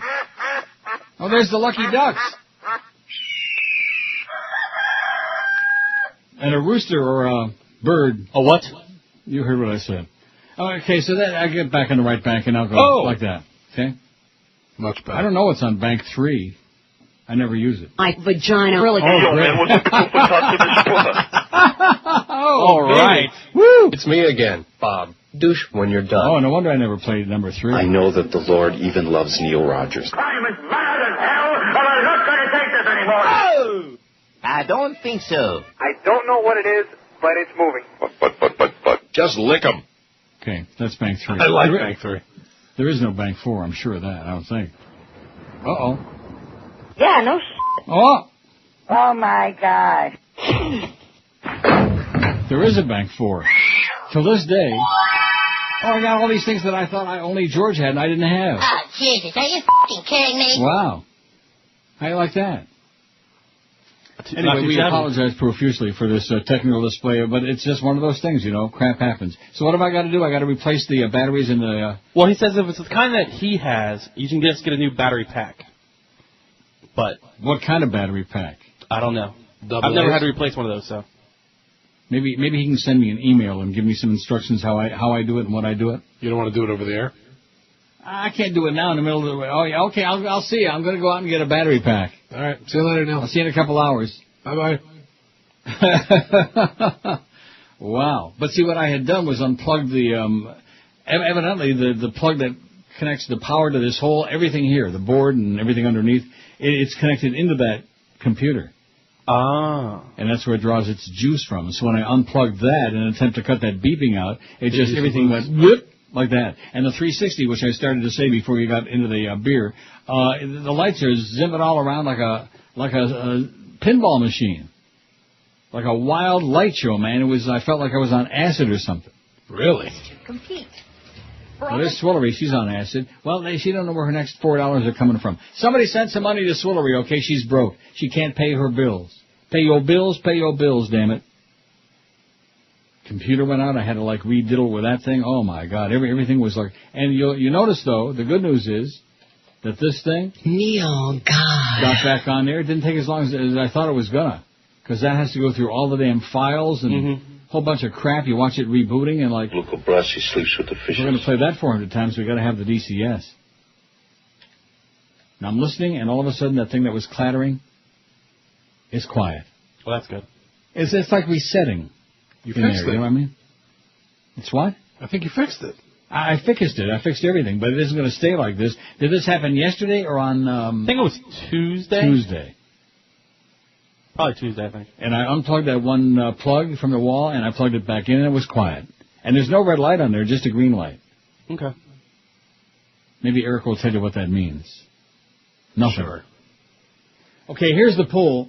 What's the worst performance to still win an Oscar? Al Pacino, Son of Woman, is winning, baby. Oh! Hands down your pants, 31-18. You rigged it. Over Cuba Gooding Jr. and Jerry Maguire. Nicolas Cage, Leaving Las Vegas, 18. Tom Hanks, Forrest Gump, 13. Life is like a box of chocolates. Now, maybe it was a good movie, but he's in it, number one. And number two, after seeing that clip, you couldn't get me to watch that for a lot of money. $10,000. How about 20? Maybe. Okay. Helen Hayes Airport, 13. Gwyneth Paltrow, Shakespeare in Love, 12. And that's all I'm going to read. Out of 176. This is our second poll. What do we have in the first one? 9-something. Like 901, 906. 901. 902, I think Zach said there. 903. 903. Told you. And 176, we're almost to 1,200, 1,100. Right? Yes. Yep. Which we'll make easily because we got 35 minutes to go.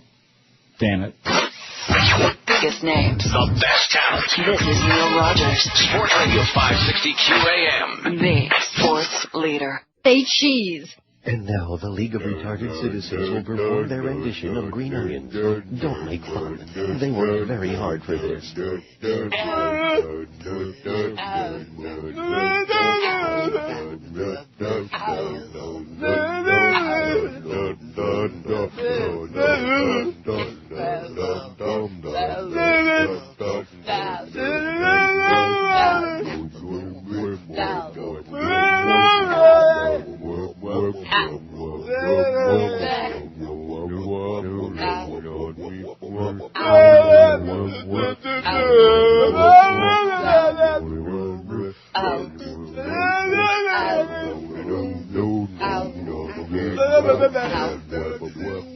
Oh! 131 at 560 WQM. Can you hear me? I hear you. Yes. Yes. There we are. Boy, this is a marriage made in heaven. Oh, yeah. This Having fun has over there? been some bizarre day. Well, you know, when you least expect it, there are these technical difficulties, but I've got some very exciting news. I just had an email from Norma Kant, and...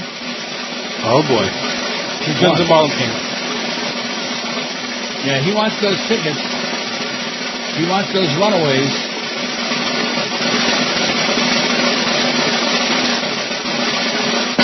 Remember in Godfather 3, where George Hamilton's getting really nervous that the deal is going to fall apart with Immobiliare? Yes.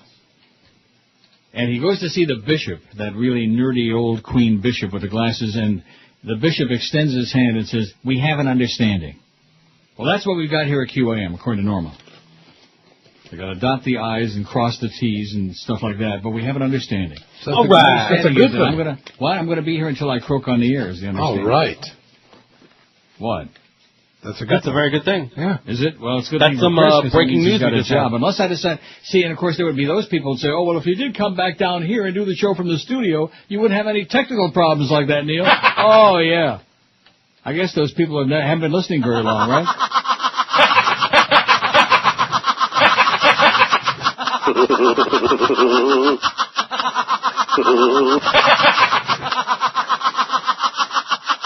See, technical problems are part of the programming. In fact, don't you discuss those when you have your meetings? Yes, every day.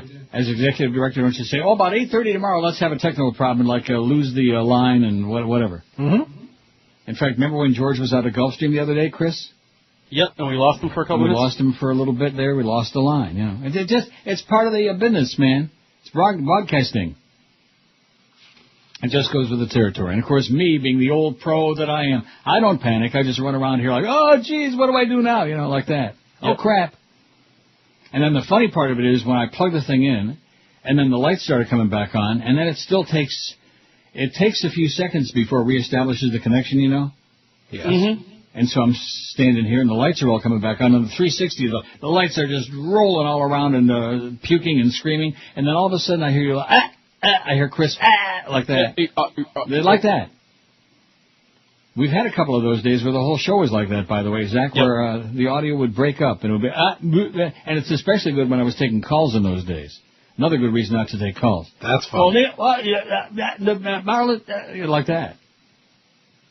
Even more spastic than usual, which, when you say that about our callers. Now, how's that guy? Here's another thing. When you want to play Butch Boss with Joe, I don't want to start interfering in your show. Yes. Even though I did give you some really good advice about that Joe deal, that half. And we're taking it. We're going to run with it. And you see, we're the experts on it now. You see, in 29 minutes, we sold 100 of them today. I'm taking know how to notes. do it. We've been doing it a long time. Now, what's that chronic caller that they've got, Chris? Steve? No. Stormcat? Stormcat. Yeah. I don't want to start interfering, but let me make a very, very urgent suggestion. Yes. Ditch the Stormcat. You know what I mean? Yeah. Shoot him. Stick him in the desert and don't give him a map. Something like that. You got it.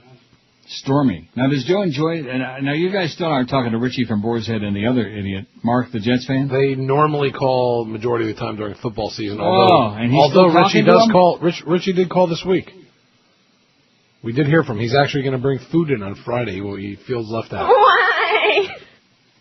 John Gray, right? I'm not touching any of that, okay? It's your show. You have a good time. Thank you. You're the executive producer and director and responsible for everything that happens. Yes. John Gray in The Guardian writes, those who control oil and water will control the world. I better do the break early because it's not real long, but I don't want to interrupt it. It's an important story. It might save us from ourselves. So Eric says I got to go out and buy a battery pack? Well, he says if you can get the number, the model number, that'll help him know what you might need to do. The model number of what? The battery pack? Of your battery pack thing. Oh. That whole thing. There should be like a number someplace on it.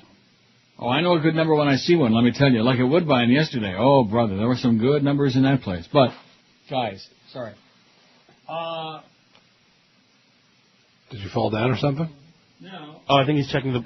Oh, he's checking the number. I figured maybe like during the break he would have checked, but you know. APC Backups Pro. Is there like a model number? Well, I'm sure there is on there somewhere. Listen, I've already been off mic enough during the show and crawling around on the floor without doing it while we're on the air. You know what I'm saying? Now that everything works again, at least till 2 o'clock. I think we can probably string along till 2. That's all we need. Yeah, he said, pro what? So I guess there should be a number someplace on Zach. Pro Zach. Pro Zach? Ron? All right, is he checking or? Yeah, he fell down.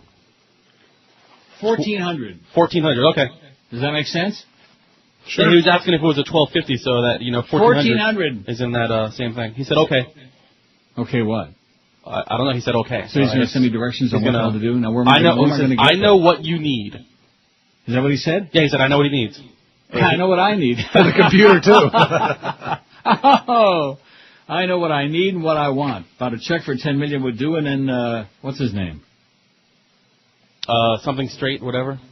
Oh yeah, Stephen Strait. That's yeah, it. that would. I forgot about him. I was thinking about what's his name, Ryan Filippi. Since he's in the news these days, him and Jay Leno, his boyfriend, with a stupid chin. You think his chin is in the Chinese phone book, Jay? It might be. 191 on the poll, and Al Pacino said a woman is winning with 35. So I don't need to crawl around anymore during the break. Not right now, no. Oh, please, pretty please. But the one good thing is we had several good things happen today. One is that we sold out our thing in 29 minutes. Number 2 is that we got a zillion votes on the poll. Number 3 is we got back on the air, which is a miracle. Number 4 is... Luca Brasi sleeps with the fishes. I was right about that for once in my life. I don't see any apology facts, though, from the guy that was chewing me out. You notice that? No, he's lost now. He has no idea. Oh, yeah. You forgot number That's 5. What? You forgot number 5. What's that? We sold a couple of Joe Rose certificates, too. Okay, here's PR Ralph. I don't even have to look at it. I know it's him just from the facts. It is Puerto Rican Ralph. Congratulations, but coming from Norma Jean, when it's in writing and signed, then it's official. It's everything is fine, PR Ralph, okay? See, that's it. Even a good friend of ours is negative. Negative. Don't be negative. Be like me. Be positive. Positively obnoxious and disgusting and grotesque and full of crap. Christ almighty. Don't be negative. Everything's great. Really? Probably, maybe, possibly, or possibly not. Who the hell knows? I could croak. I could get up and trip on the damn floor here off of this chair and not even get to the convenience store to get my candy at 2 o'clock. Can you wait till 2? Yeah, thanks. Yeah, you know, the new Snickers with almonds, have you had those? No. I think the old Snickers have peanuts, don't they? What are the old Snickers? I believe have? so, yes. With the brown wrapper. But the new ones with the kind of light tan wrapper, have you seen those? I've seen them. I haven't had them yet. Oh, don't do it. I can't. And they also make them in the king size, man, and one for me, the queen size. Good God. Those make the old Snickers pale into insignificance. I'm not trying to, like, get you to cheat on your diet. No, not you. But Chris, of course, who can eat whatever the hell he wants, I mean, he's down to a slim 440. No, a little bit less than that. So, he's going to email you. He said you think you need an RBC7 battery pack. He found a place in Toronto. He will email you the stuff. Really? Yes. And how do I stick it in there? I mean... Well, I guess either he'll tell you in the email, or when you go buy it, they'll show you. They can ask you or tell They'll you show how me where to stick it? They'll Yeah, wouldn't be the first time. The biggest names. The best talent. This is Neil Rogers. Sports Radio 560 QAM. The sports leader. Stop right now. All right. I was out one night a-drinking, but when I left the pub, me bladder it was aching, yes I could have filled a tub. I wandered toward a gas station, but the doggone thing was closed. Found a nice dark corner and whipped out me Irish hose. Public urination on Old St. Patty's Day. Public urinations, why I'm in jail today. Oh, public urination, I'll not do it again. 'Cause in jail you have to do it in front of 100 men. I told the judge how sorry I was for being dirty and lewd. He pounded his gavel and said to me, son, I think you're screwed. Oh, public urination makes everybody blanch. Next time you got to go that bad, you'd best pee in your pants. All right. That's in honor of what we were talking about before about those outdoor urinals in Amsterdam. I'm still shocked. When I saw them down the street, I was shocked. Well, I will say this, and that is in, like, Berlin, they're not outdoors, but they have, like, public restrooms, like, in the middle of the city. Yeah, but this was in the middle of the street. Right, I know that. You're telling me, like, I've only been there 400 times I and know. lived there for a couple of summers? I was there once, though, and that's what Right. that's what I saw. That was my impression of where do you go to the bathroom? You find the urinal in the middle of the street.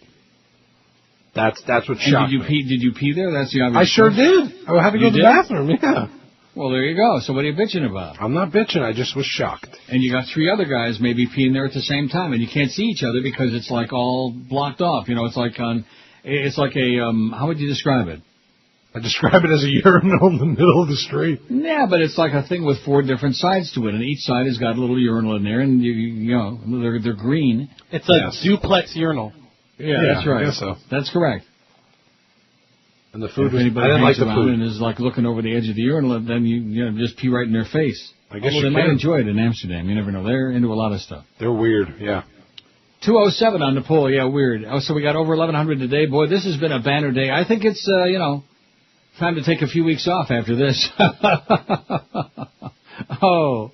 So I was looking during the break on those, under that number for battery packs. Yeah. And there's one that looks like it's a battery for like a truck or something. I don't know. I Googled it. And That's the one you need. Huh? That's the one you need. Yeah, I don't think so. Huge. And then there's another one that's like small with a brand name. We'll figure it all out. Eric he'll put me in the right direction. Maybe I can order it online and they'll deliver it right here instead of my having to schlep somewhere and buy it. Being the lazy fat old slob that I am. I'm sure that could happen. You have no idea how many, well, I'm sure you do, how many things I order online. Like I got a great new pair of New Balance shoes the other day. Great brand. Took me like 2 days and they were here. New Balance Pasta sauce, the low-carb spaghetti sauce, the low-carb Dreamfields pasta, online. Really? Oh, yeah. Shows up here in a couple of days. Just figure out how to get that bacon you want. I can't find it. Snyder's, that microwave bacon. This other stuff I got is, it's to die from. Some things are to die for. This is to die from. Awful, nasty crap. So I I'm didn't gonna get throw to it the out. story yet. Now, you're interrupting while I got this is very important. They're going to save the world. Sorry. History may not repeat itself, but as Mark Twain observed, it can sometimes rhyme. The crises and conflicts of the past recur, recognizably similar even when altered by new conditions. At present, a race for the world's resources is underway that resembles the great game that was played in the decades leading up to the First World War. Then as now, or now as then, the most coveted prize is oil, and the risk is that as the contest heats up, it will not always be peaceful. But this is no simple rerun of the late 19th and early 20th centuries. Today there are powerful new players, and it's not only oil that's at stake. It was Rudyard Kipling who brought the idea of the great game into the public mind in Kim, his cloak and dagger novel of espionage and imperial geopolitics in the time of the Raj. Then the main players were Britain and Russia, and the object of the game was control of Central Asia's oil. Now Britain hardly matters, and India and China, which were subjugated countries during the last round of the game, have emerged as key players. The struggle is no longer focused mainly on Central Asian oil. It stretches from the Persian Gulf to Africa, Latin America, even the polar caps. It's also the struggle for water and the depleting supplies of vital minerals. Above all, global warming is increasingly the scarcity of natural resources. The great game that's afoot today is more intractable and more dangerous than the last. The biggest new player in the game is China, and it's there that the emerging pattern is clearest. China's rulers have staked everything on economic growth. Without improving living standards, there will be large-scale unrest, which could pose a threat to their power. Moreover, China is in the middle of the largest and fastest move from the countryside to the city in history, a process that cannot be stopped. There's no alternative to continuing growth, but it comes with deadly side effects. Overused in industry and agriculture and under threat from the retreat of the Himalayan glaciers, water is becoming a non-renewable resource. 2/3 of China's cities face shortages, while deserts are eating up arable land. Breakneck industrialization is worsening this environmental breakdown as many more power plants are being built and run on high-polluting coal that accelerates global warming. There's a vicious cycle at work here, not only in China, because ongoing growth requires massive inputs of energy and minerals. Chinese companies are scouring the world for supplies. The result is unstoppable rising demand for resources that are unalterably finite. I'm never going to have time to read the whole thing. I'll do my best. Is that all I can do, is my best? Yes. Although oil reserves may not have peaked in any literal sense, the days when conventional oil was cheap have gone forever. Countries are reacting by trying to secure the remaining reserves, not least those that are being opened up by climate change. Canada is building bases to counter Russian claims on the melting Arctic ice cap, parts of which are also claimed by Norway, Denmark, and the U.S. Britain is staking out claims on areas around the South Pole. The scramble for energy is shaping many of the conflicts we can expect in the present century. The danger isn't just another oil shock that impacts on industrial production, but the threat of famine. Without a drip feed of petroleum to highly mechanized farms, many of the food shelves in the supermarkets would be empty. Far from the world weaning itself off oil, it's more addicted to the stuff than ever. It's hardly surprising that the powerful states are gearing up to seize their share. The new round of the great game didn't start yesterday. It began with the last big conflict of the 20th century, which was an oil war and nothing else. No one pretended the first Gulf War was fought to combat terrorism or spread democracy. As George Bush Sr. and John Major admitted at the time, it was aimed at securing global oil supplies, pure and simple. Despite the denials of a less honest generation of politicians, there can be no doubt that controlling the country's oil was one of the objectives of the later invasion of Iraq as well. In this round, I'm going to skip to the last paragraph because otherwise I'll run out of time. I certainly don't want to spill over on the, who's on today? Oh, the DA show. We don't want to spill over into him. If it was jerks, who would care? In this round of the great game, energy shortage and global warming are reinforcing each other. The result can only be a growing risk of conflict. There were about 1.65 billion people in the world when the last round was played out. At the start of the 21st century, there are 4 times as many struggling to secure their future in a world being changed out of recognition by climate change. It would be a wise plan for some. It would be wise to plan for some of more of history's rhymes. He says. John Gray. The whole article is on our website. Those who control oil and water will control the world. From Common Dreams and The Guardian. Got it? I'm sure Zach is going to be racing to read the rest of that right at the end of the show. Absolutely. Not. Oh, here's one. We can squeeze this in. Good sex doesn't have to take long, survey of therapist finds. Maybe men had it right all along. It doesn't take long to satisfy a woman in bed. A survey of sex therapists concluded the optimal amount of time for sexual intercourse was 3 to 13 minutes. The findings, to be published in the May issue of the Journal of Sexual Medicine, strike at the notion that endurance is the key to a great sex life. If that sounds like good news, don't cheer too loudly. The time doesn't count foreplay, and the therapist rated intercourse that lasts from 1 to 2 minutes as too short. Well, I've heard that. Too short. Researcher Eric Cordy said he hoped to ease the minds of those who believe that more of something good is better, and if you really want to satisfy your partner, it should last forever. The questions were not gender-specific, Cordy said, but he said prior research has shown that both men and women want foreplay and sexual intercourse to last longer. Dr. Irwin Goldstein, editor of the Journal of Sexual Medicine, cited a 4-week study of 1,500 couples in 2005 that found that the median time for sexual intercourse was 7.3 minutes. Women were armed with stopwatches. Some of them were just yelling, stop. It's difficult for both older men and young men to make sexual intercourse last much longer, said Marian Brandon, a clinical psychologist and director at Well Minds, Well Bodies in Annapolis. There are so many myths in our culture of what other people are doing sexually, she said. Most people's sex lives are not as exciting as other people think they are. 50 members of the Society for Sex Therapy and Research in the U.S. and Canada were surveyed by Cordy. 34 members, or 68%, responded, although some said the optimal time depended on the couple. And how much time you have to watch. How much time you got, you know what I'm saying?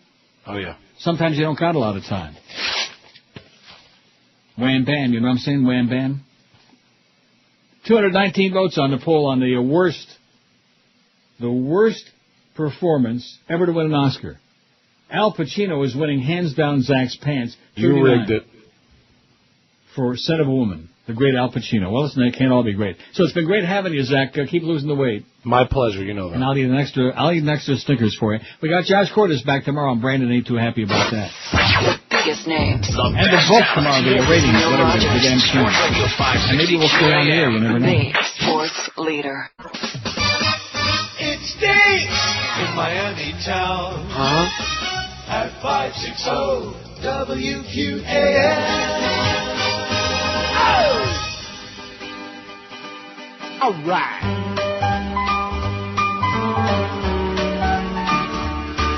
Don't like all the Harper. Every time I see that retarded dimwit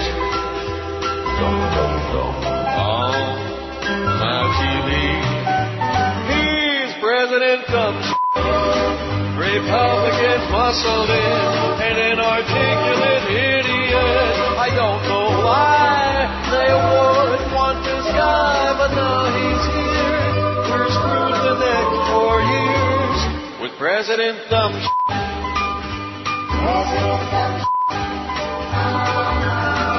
Oh, what I did to count votes once more and get who we all voted for.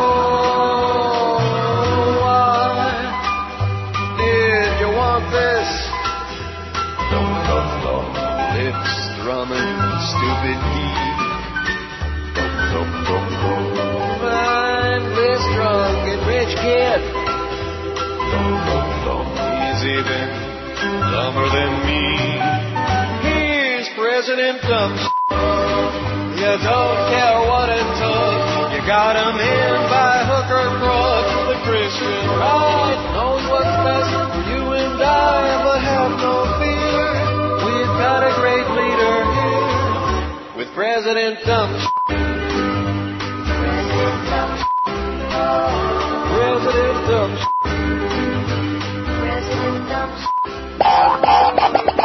Bye, bye, bye! The biggest names, the best talent. And your home for Miami Dolphins football. Sports Radio 560 WQAM.